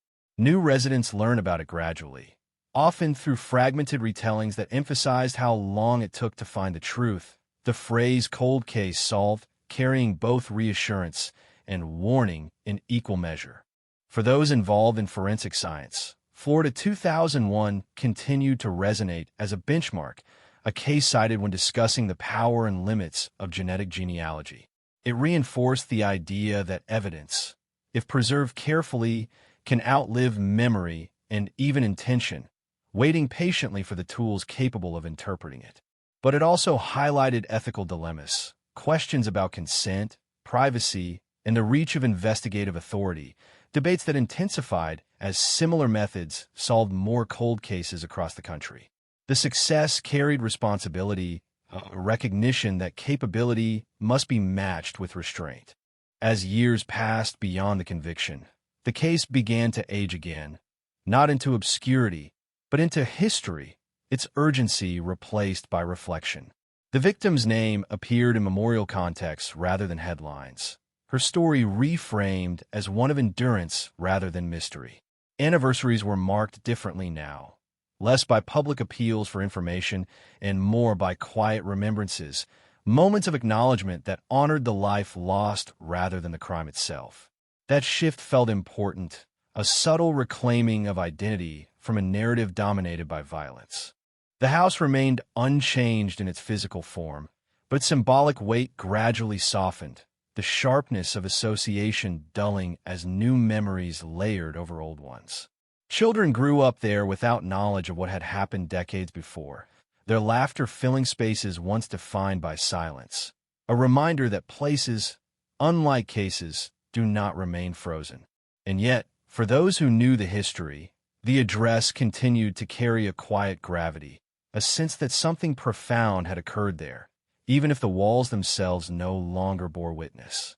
Florida 2001 also altered how future cases were approached, influencing policy decisions about evidence retention, database access, and cross-agency collaboration. It demonstrated that patience and preservation could turn defeat into delayed victory, encouraging departments to invest in cold case units and long-term strategies. That institutional impact extended the case's reach far beyond its original boundaries, transforming a single tragedy into a catalyst for systemic change. Still, beneath all the analysis and progress, a simple truth remained, one that no technology or policy could alter. A woman's life had been taken, and no amount of resolution could restore it. The conviction answered the question of who, but did not heal the absence left behind, and that absence continued to define the emotional core of Florida 2001. In that sense, the case never truly ended. It simply evolved, shifting from an active investigation into a persistent memory, one that lingered quietly, reminding those who encountered it that justice, while essential, is only one part of reckoning, and that time, even when it reveals the truth, cannot undo what was lost. With distance from the verdict came a different kind of noise, not from headlines or sirens, but from the quieter questions people asked themselves when the story resurfaced in memory, questions that had nothing to do with law or science and everything to do with trust. How well do we really know the people around us? How thin is the line between ordinary and dangerous? Florida 2001 had ended officially, but its psychological aftershocks continued to ripple outward, subtle, persistent, reshaping how safety was imagined rather than enforced.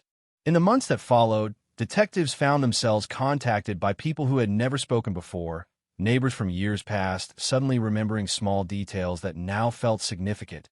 A man seen walking too slowly, a car idling where it didn't belong, moments dismissed at the time because nothing seemed wrong enough to report. These memories arrived too late to change the outcome, but they mattered in a different way, illustrating how perception shifts once a threat is named. Investigators listened, recorded, thanked them, aware that these late recollections were less about evidence and more about absolution, people trying to forgive themselves for not seeing what, in truth, could not have been seen. The case also drew attention from other families still waiting for answers, their loved ones' names attached to unsolved files that now seemed less hopeless than before.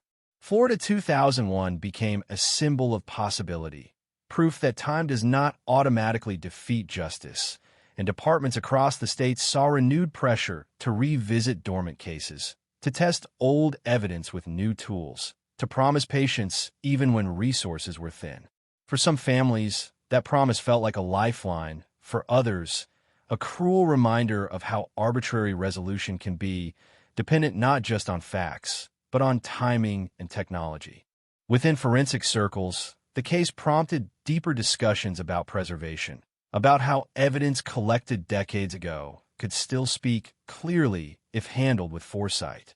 Florida 2001 validated the quiet work done in evidence rooms, the meticulous cataloging, the insistence on keeping items that seemed insignificant at the time. It underscored a simple but powerful lesson, that the future of justice often depends on the decisions made in the immediate aftermath of tragedy, when pressure is high and outcomes uncertain. That lesson carried weight, influencing training and protocols long after the case itself faded from active memory. The convicted killer remained an absence rather than a presence, his refusal to explain himself continuing to shape the narrative by omission. Without a motive, people filled the void with their own fears, some imagining obsession, others randomness, each theory reflecting more about the observer than the perpetrator. Psychologists debated the case in abstract terms, discussing opportunity-based violence and the psychology of offenders who leave no personal trail, but these discussions never quite reached the core, because the core was inaccessible, locked behind a silence that no analysis could penetrate. For the victim's family, life moved forward unevenly, marked by milestones that carried a different weight now that the case was resolved. Celebrations felt quieter, achievements bittersweet, every moment tinged with the awareness of who was missing and why. They spoke publicly less often, not because the story no longer mattered, but because telling it no longer served the same purpose. Awareness had been raised. Justice had been delivered. What remained was private grief, reshaped but undiminished, carried without the expectation that sharing it would change anything. The neighborhood itself continued to evolve. Homes renovated, streets repaved, new faces replacing old ones, the physical environment slowly erasing signs of its past. And yet, for those who remembered, the street retained an emotional geography, certain corners forever associated with that morning in 2001 when everything stopped. Passing through it still triggered a pause, a momentary awareness that history does not disappear simply because it is no longer visible.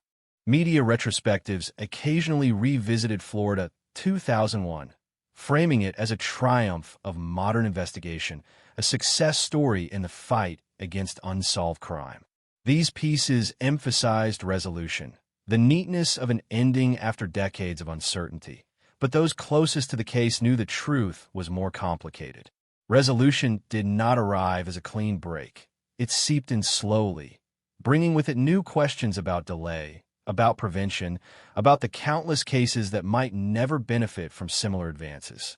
The case also influenced public perception of genetic databases, prompting conversations in living rooms and online forums about privacy and responsibility. Florida 2001 illustrated both the power and the reach of shared data, showing how individual choices to upload genetic information could ripple outward in unforeseen ways. For some, this was reassuring, a collective effort toward accountability. For others, it was unsettling, a reminder that technology often advances faster than consensus about its use.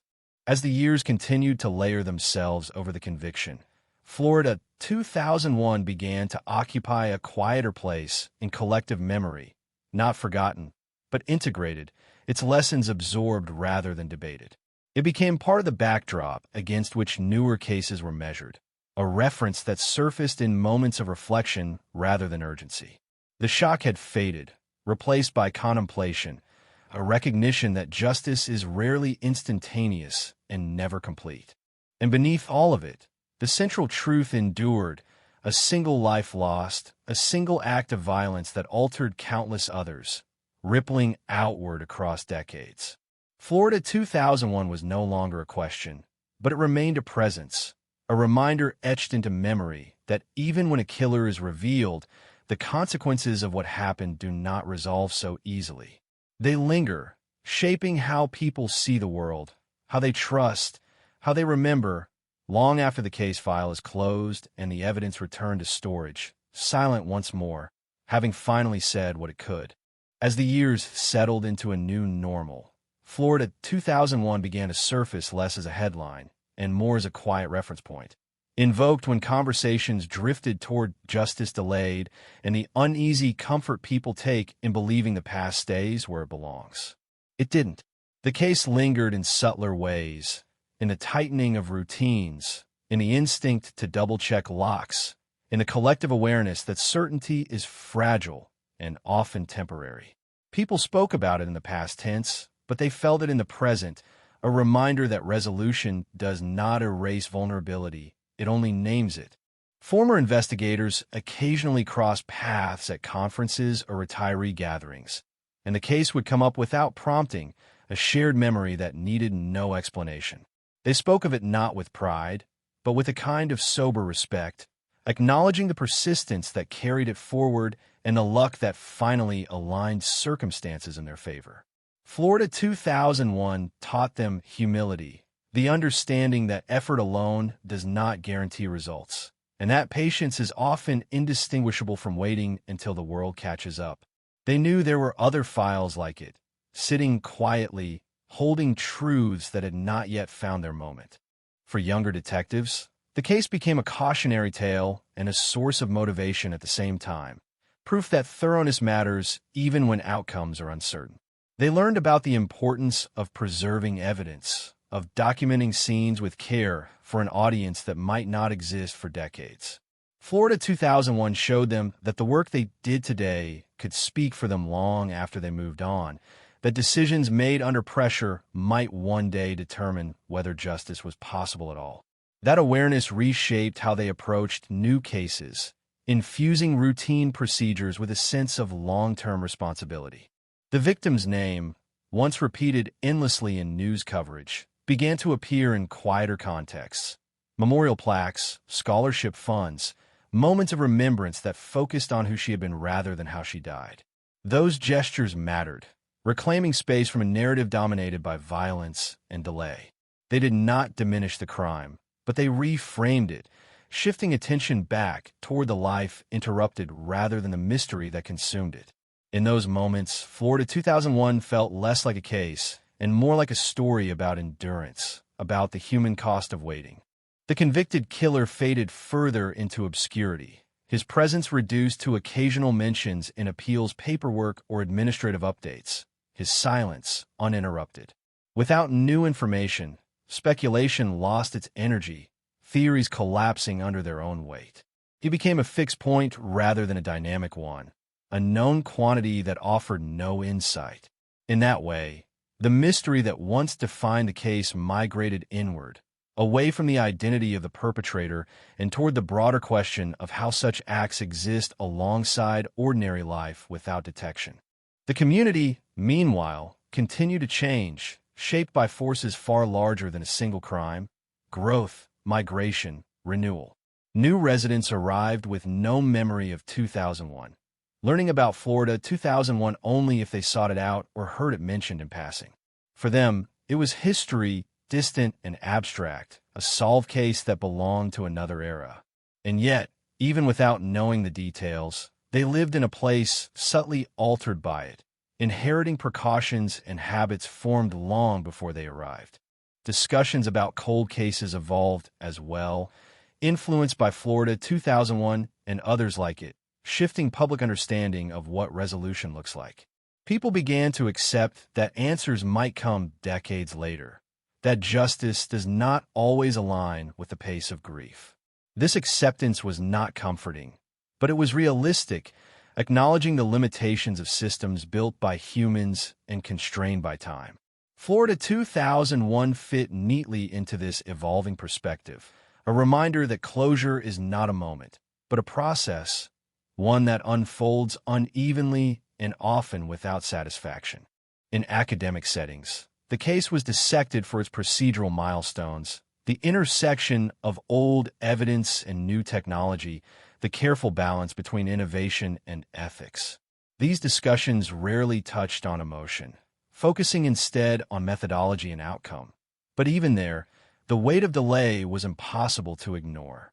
Florida 2001 demonstrated how justice can depend on factors beyond control and how progress often arrives too late to feel like victory. That tension became part of the case's legacy, inseparable from its resolution. For those closest to the loss, anniversaries continued to arrive with predictable force, each one carrying the memory of where they were when the news first broke, when the arrest was announced, when the verdict was delivered. These dates did not fade into the background. They anchored time, marking it with reminders of how long the journey had been. Florida 2001 was no longer an open wound, but it remained tender, sensitive to touch, a reminder that healing does not mean forgetting. Gradually, the case found its place in the collective narrative, not as a source of fear, but as a reference for resilience, for the idea that persistence matters even when outcomes are uncertain. It became a story people told themselves when patience was required, when systems seemed slow and unresponsive, when faith in eventual answers felt strained.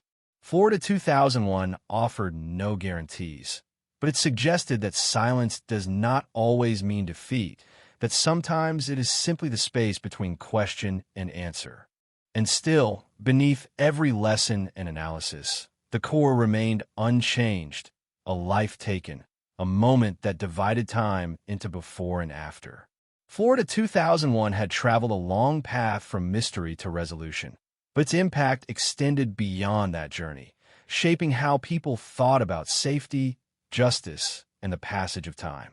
The case was solved, the killer revealed, but the echo of what happened continued to move quietly through memory, a reminder that some stories never truly end, they only grow quieter, waiting to be felt rather than heard. With enough time, even resolved cases begin to feel unreal, as if they belong to a different layer of reality, one that exists in documents and recordings rather than lived experience, and Florida 2001 slowly took on that quality. People spoke about it with a certain distance now, referencing it as an example rather than an event, a solved cold case that proved a point about persistence or technology. But beneath that abstraction, the emotional core remained intact, because abstraction does not erase impact, it only masks it. The detectives who had retired carried the case differently than those still active, its weight integrated into their sense of self, a reminder of careers defined as much by waiting as by action.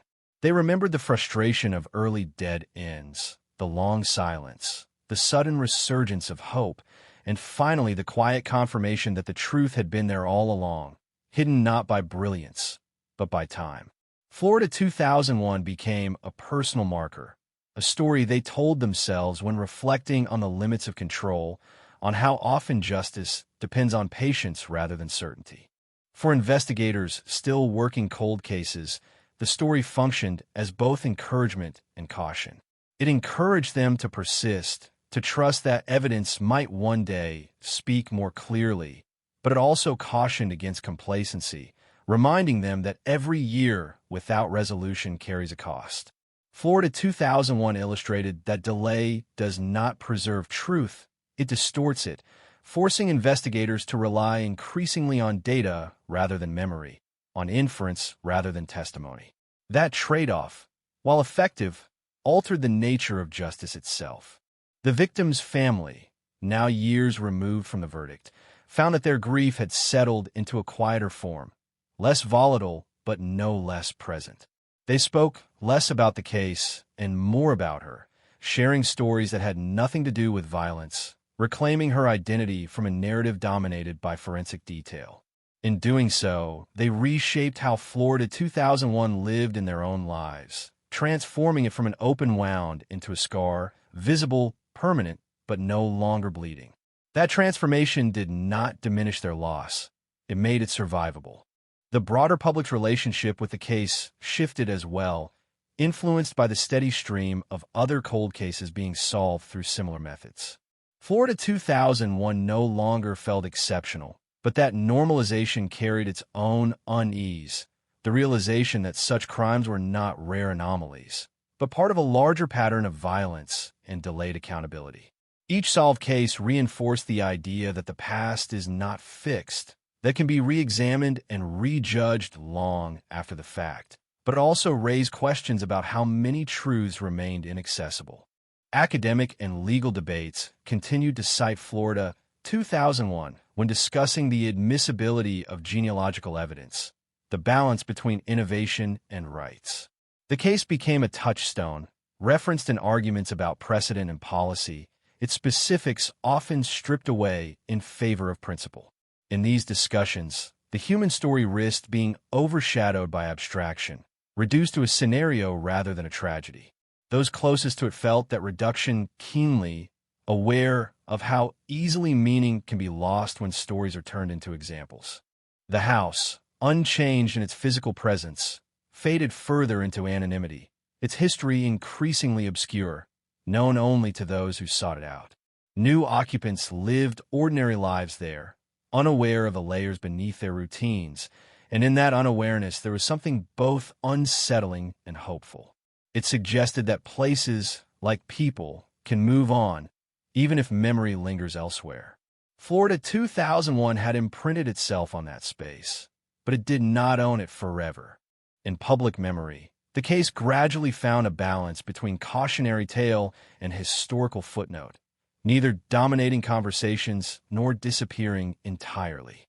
It surfaced when relevant, reseeded when not, its lessons absorbed into a broader understanding of crime and resolution.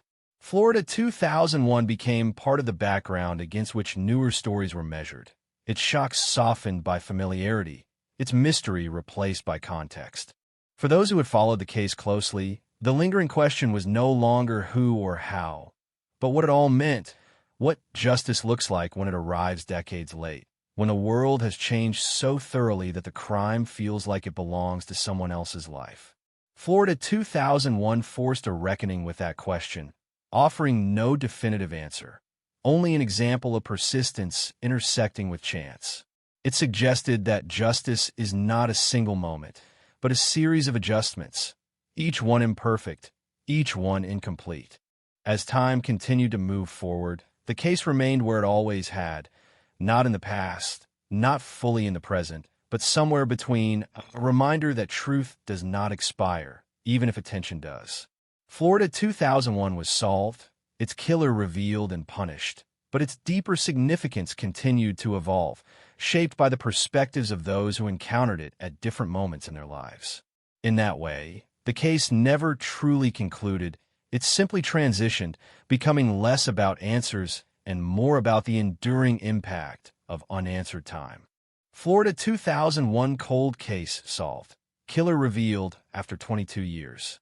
With enough time, even resolved cases begin to feel unreal, as if they belong to a different layer of reality, one that exists in documents and recordings rather than lived experience. And Florida 2001 slowly took on that quality. People spoke about it with a certain distance now, referencing it as an example rather than an event, a solved cold case that proved a point about persistence or technology. But beneath that abstraction, the emotional core remained intact because abstraction does not erase impact, it only masks it.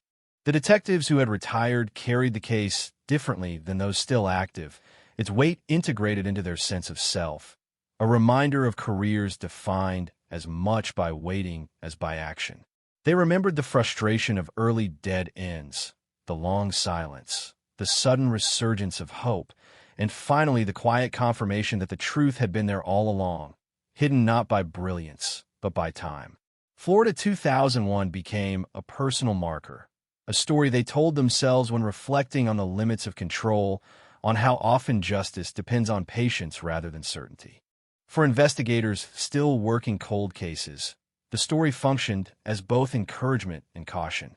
It encouraged them to persist, to trust that evidence might one day speak more clearly, but it also cautioned against complacency, reminding them that every year without resolution carries a cost.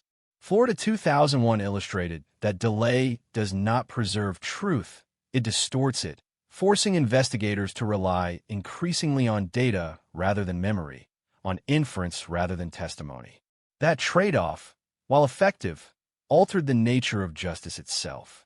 The victim's family, now years removed from the verdict, found that their grief had settled into a quieter form, less volatile but no less present.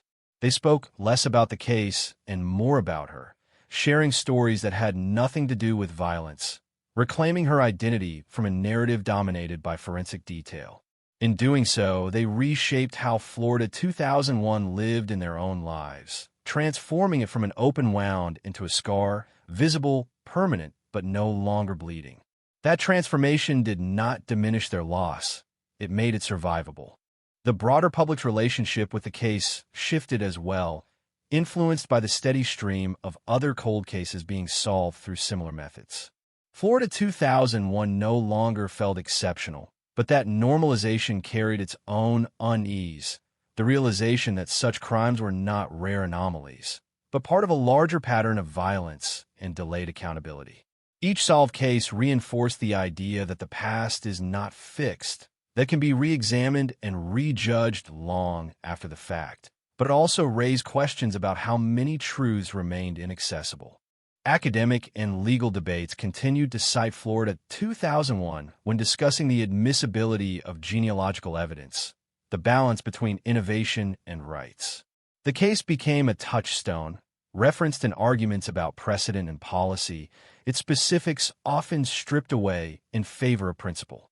In these discussions, the human story risked being overshadowed by abstraction, reduced to a scenario rather than a tragedy. Those closest to it felt that reduction keenly, aware of how easily meaning can be lost when stories are turned into examples. The house, unchanged in its physical presence, faded further into anonymity, its history increasingly obscure, known only to those who sought it out. New occupants lived ordinary lives there, unaware of the layers beneath their routines, and in that unawareness there was something both unsettling and hopeful. It suggested that places, like people, can move on, even if memory lingers elsewhere. Florida 2001 had imprinted itself on that space, but did not own it forever. In public memory, the case gradually found a balance between cautionary tale and historical footnote, neither dominating conversations nor disappearing entirely. It surfaced when relevant, reseated when not, its lessons absorbed into a broader understanding of crime and resolution. Florida 2001 became part of the background against which newer stories were measured, its shocks softened by familiarity, its mystery replaced by context. For those who had followed the case closely, the lingering question was no longer who or how, but what it all meant, what justice looks like when it arrives decades late, when the world has changed so thoroughly that the crime feels like it belongs to someone else's life. Florida 2001 forced a reckoning with that question, offering no definitive answer, only an example of persistence intersecting with chance. It suggested that justice is not a single moment, but a series of adjustments, each one imperfect, each one incomplete. As time continued to move forward, the case remained where it always had, not in the past, not fully in the present, but somewhere between, a reminder that truth does not expire, even if attention does. Florida 2001 was solved, its killer revealed and punished, but its deeper significance continued to evolve, shaped by the perspectives of those who encountered it at different moments in their lives. In that way, the case never truly concluded. It simply transitioned, becoming less about answers and more about the enduring impact of unanswered time. By the time the 10th chapter of this story began to take shape, the noise had mostly died down, the press trucks gone, the headlines replaced by newer shocks. But silence did not mean closure. It meant something heavier, something that settled slowly over everyone who had touched the case. Because silence after revelation is different from silence after ignorance. It carries knowledge, and knowledge has weight. The courthouse steps, where cameras once crowded, now stood empty again, but the echo of what had been said there lingered. A verdict spoken into the air that could never be pulled back. A name forever tied to Florida 2001, etched in a public record with the permanence of ink and bone. Inside the justice system, paperwork continued its slow march, appeals filed, motions reviewed, legal language attempting to contain a story that refused to be neat. Lawyers argued not about guilt anymore, but about process, about timelines, about whether the path that led to the truth had followed every rule exactly as written.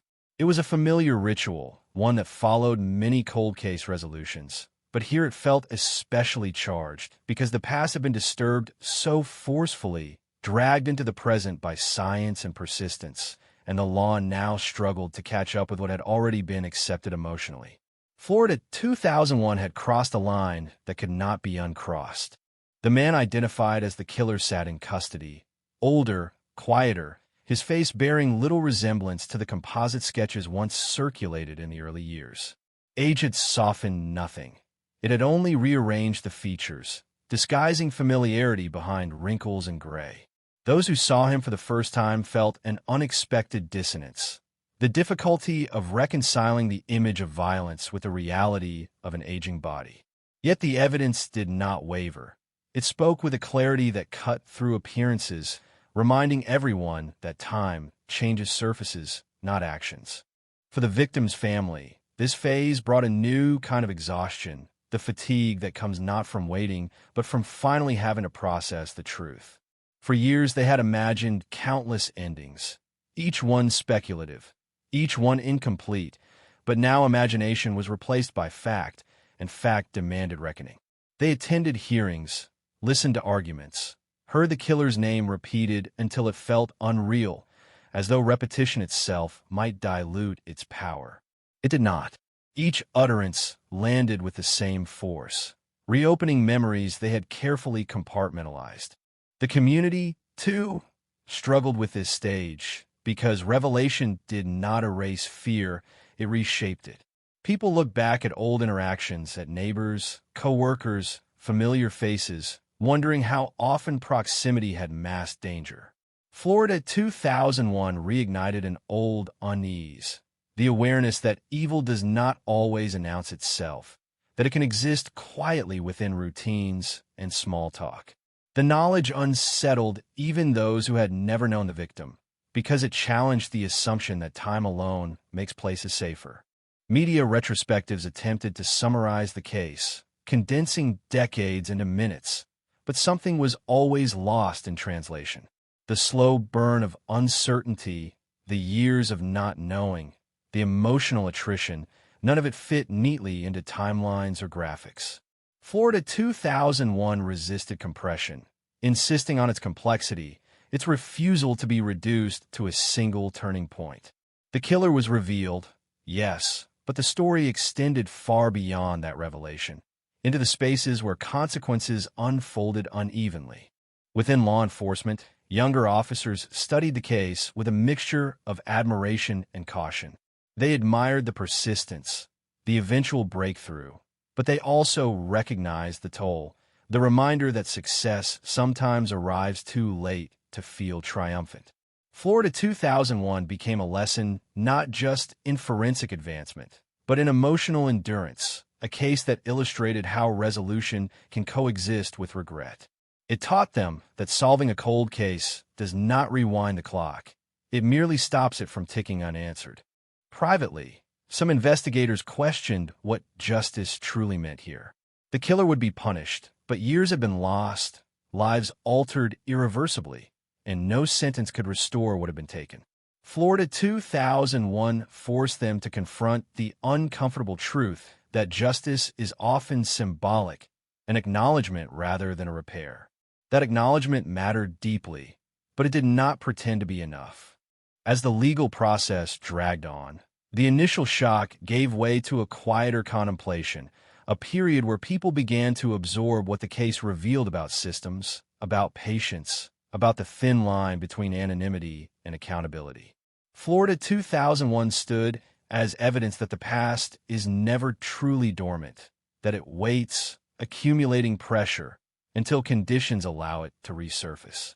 When it does, it changes not only those directly involved, but the broader understanding of time and responsibility. In this penultimate stretch of the story, the air felt heavy with afterthoughts, with questions that no longer demanded answers but still demanded attention. What would have happened if technology had arrived sooner? What if one detail had been noticed earlier? What if silence had been broken before years hardened into decades? These questions hovered without resolution, reminders that even solved cases leave behind a residue of uncertainty.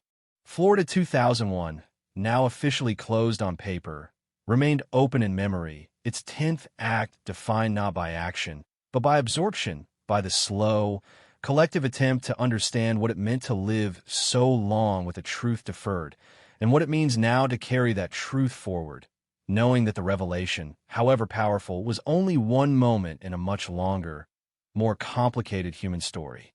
In the final movement of this long, unsettling narrative, there's no sudden release, no clean emotional landing, only a slow widening of perspective, as if the camera pulls back and keeps pulling back, revealing how small any single resolution looks against the span of years it took to reach it.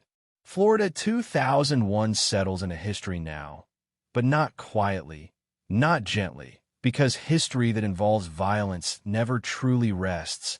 It hums beneath the surface, waiting for the slightest pressure to make it audible again. The files are sealed, stamped, archived, placed on shelves that will likely never be touched again.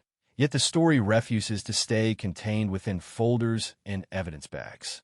It lives in habits, in instincts, in the way people lock doors a little faster or hesitate before trusting appearances. Those who work the case find that it still surfaces unexpectedly in conversations with colleagues, in training rooms, in the pauses between other investigations, a reference point that needs no explanation. Florida 2001 becomes shorthand for patience, for obsession, for the idea that time is not an obstacle, but a collaborator, unpredictable, slow, relentless. The victim's name, once spoken daily in newsrooms and police briefings, is now spoken more softly, more deliberately, as though volume itself might be a form of respect. Her story no longer belongs to headlines alone. It belongs to memory, to the private rituals of those who loved her, to the anniversaries that still arrive with quiet force. They do not count the years anymore by how long the case was unsolved, but by how long they have lived with its answer, discovering that certainty carries its own kind of ache. In the community where it all began, Florida 2001 fades into a reference point for younger generations, something they learn about secondhand, a story told with a mixture of disbelief and warning. Older residents remember the fear more vividly than the facts, the way routines were disrupted, the sense that something fundamental had been breached. Even now, that memory shapes how they talk about safety, about trust, about how quickly normalcy can fracture. The solved case does not erase that lesson, it reinforces it. The man responsible, now defined entirely by what he did rather than who he was, recedes into the machinery of punishment, his presence reduced to records, to dates, to legal outcomes. There is no fascination left in him, no mystery, only consequence. Florida 2001 strips him of narrative complexity, leaving behind a stark outline of accountability. In that reduction, there's a certain grim clarity, the final act of a story that spent too long in shadow. For the justice system, the case remains a mirror, reflecting both progress and limitation. It proves that answers can emerge after decades, but it also exposes the cost of delay, the emotional and social toll that accumulates invisibly while time passes. Florida 2001 is cited not with celebration, but with restraint, a reminder that solving a case is not the same as undoing its damage. It underscores a truth that rarely fits into official statements. Closure is uneven, personal, and never universal. As technology continues to advance, as more cold cases are revisited and rewritten, Florida 2001 holds its place among them, neither the first nor the last, but emblematic of a shift in how the past is approached. It represents the moment when waiting met capability, when fragments became enough. Yet even in that success, there's an unspoken awareness that many cases will never reach this point, that some stories will remain suspended indefinitely. That awareness tempers any sense of triumph. The soundscape of the story changes here, moving away from sirens and press conferences into something quieter, more reflective. It is the sound of people carrying on with the knowledge they now possess, adjusting their internal narratives to accommodate truth. Florida 2001 becomes less about revelation and more about integration, about how individuals and institutions absorb what has been learned and continue forward altered by it.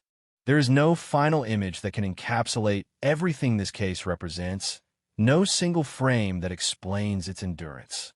It exists instead as a sequence of moments stretched across decades, each one incomplete on its own, each one gaining meaning only in relation to the others.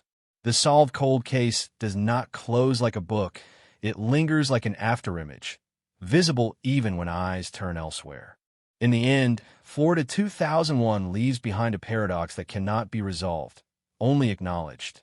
The truth arrived, but arrived late. Justice was served, but could not restore. Answers were given, but questions remain.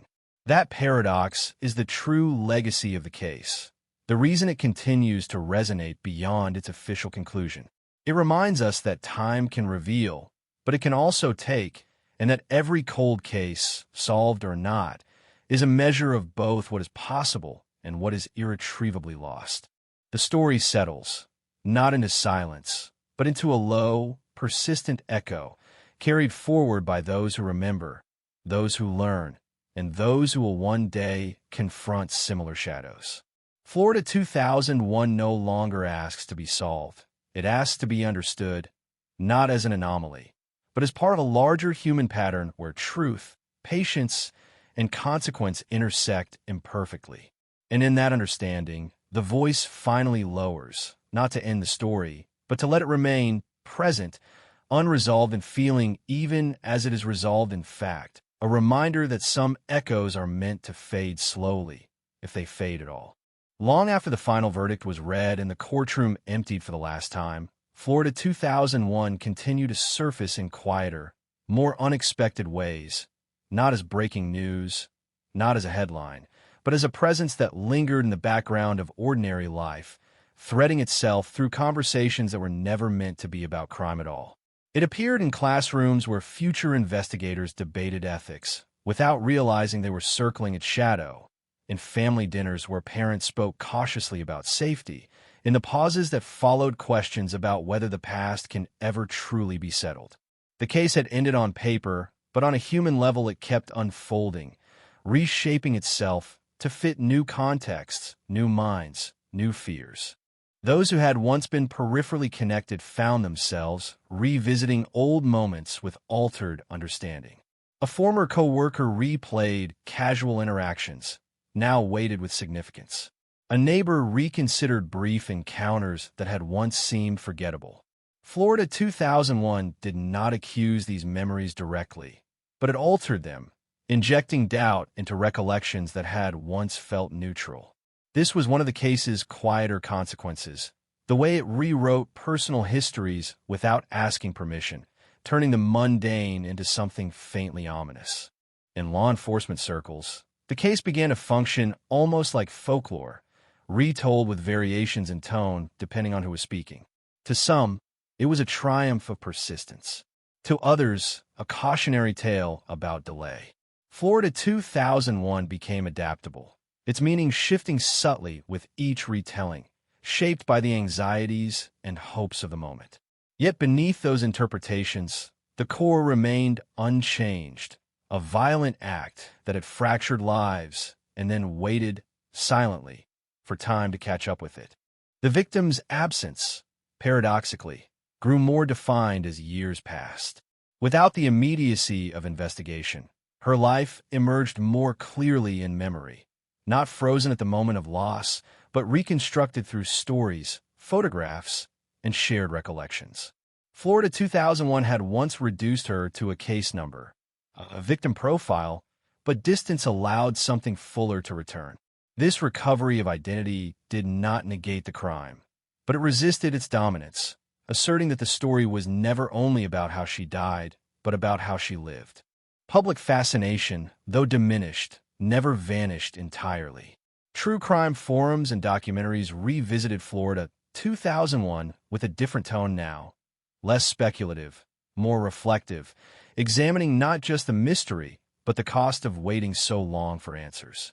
Viewers responded with a mix of relief and unease, comforted by resolution, yet disturbed by the realization that such resolution is often accidental, dependent on timing and technology rather than inevitability. The case unsettled the comforting belief that justice follows a predictable arc. As years continued to pass, Florida 2001 slipped further from collective memory, known primarily to those who sought it out or had lived through its unfolding. Yet even in relative obscurity, its influence persisted, embedded in policies, in investigative techniques, in the unspoken assumptions that guided how new cases were handled.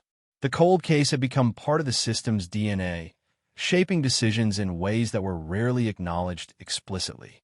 There were moments when the story resurfaced abruptly, triggered by another long unsolved case suddenly cracking open. Each time, Florida 2001 was invoked as precedent, proof that patience might still be rewarded. But this invocation carried an undercurrent of discomfort because it also implied acceptance of delay, a tolerance for years of unanswered pain. The case stood at the intersection of hope and resignation, embodying both at once. For the family, life after resolution was defined less by milestones and more by adaptation. They learned how to carry the truth without letting it dominate every moment, how to speak the killer's name when necessary and avoid it when possible. Florida 2001 became something they managed rather than something that managed them, a shift that took time and intention. Even then, the equilibrium was fragile, easily disrupted by anniversaries or unexpected reminders. The physical evidence, once so central, reseated into storage, its significance preserved but dormant. These objects had once spoken louder than memories, had forced the past to testify, and now they rested in silence, their purpose fulfilled. Florida 2001 had extracted everything it could from them, leaving behind only the awareness that even the most compelling evidence cannot speak until someone listens. In a broader cultural landscape, the case contributed to a growing recognition that the line between past and present is thinner than assumed. Florida 2001 demonstrated that unresolved violence does not stay contained within its era, that it seeps forward, influencing attitudes and fears long after the initial shock fades. It reminded people that time does not heal by default. It merely changes the form of what hurts. As this chapter of reflection deepened, the story lost its urgency but gained weight. Without the momentum of investigation or trial, Florida 2001 settled into something heavier, a fixed point around which thoughts about justice, memory, and responsibility continued to orbit. It no longer demanded attention, but it rewarded it, offering insight to those willing to sit with its discomfort rather than rush past it. And so the narrative carried on, not driven by events, but by resonance, by the way a solved cold case can still cast a long shadow. Florida 2001 remained present not because it was unfinished, but because its consequences were ongoing, diffused through lives and institutions in subtle, persistent ways. The voice telling this story did not rise or fall now. It steadied, acknowledging that some stories do not end with resolution. They simply change frequency, continuing to vibrate beneath the surface of everyday life, reminding anyone who listens closely that the past is never entirely done speaking.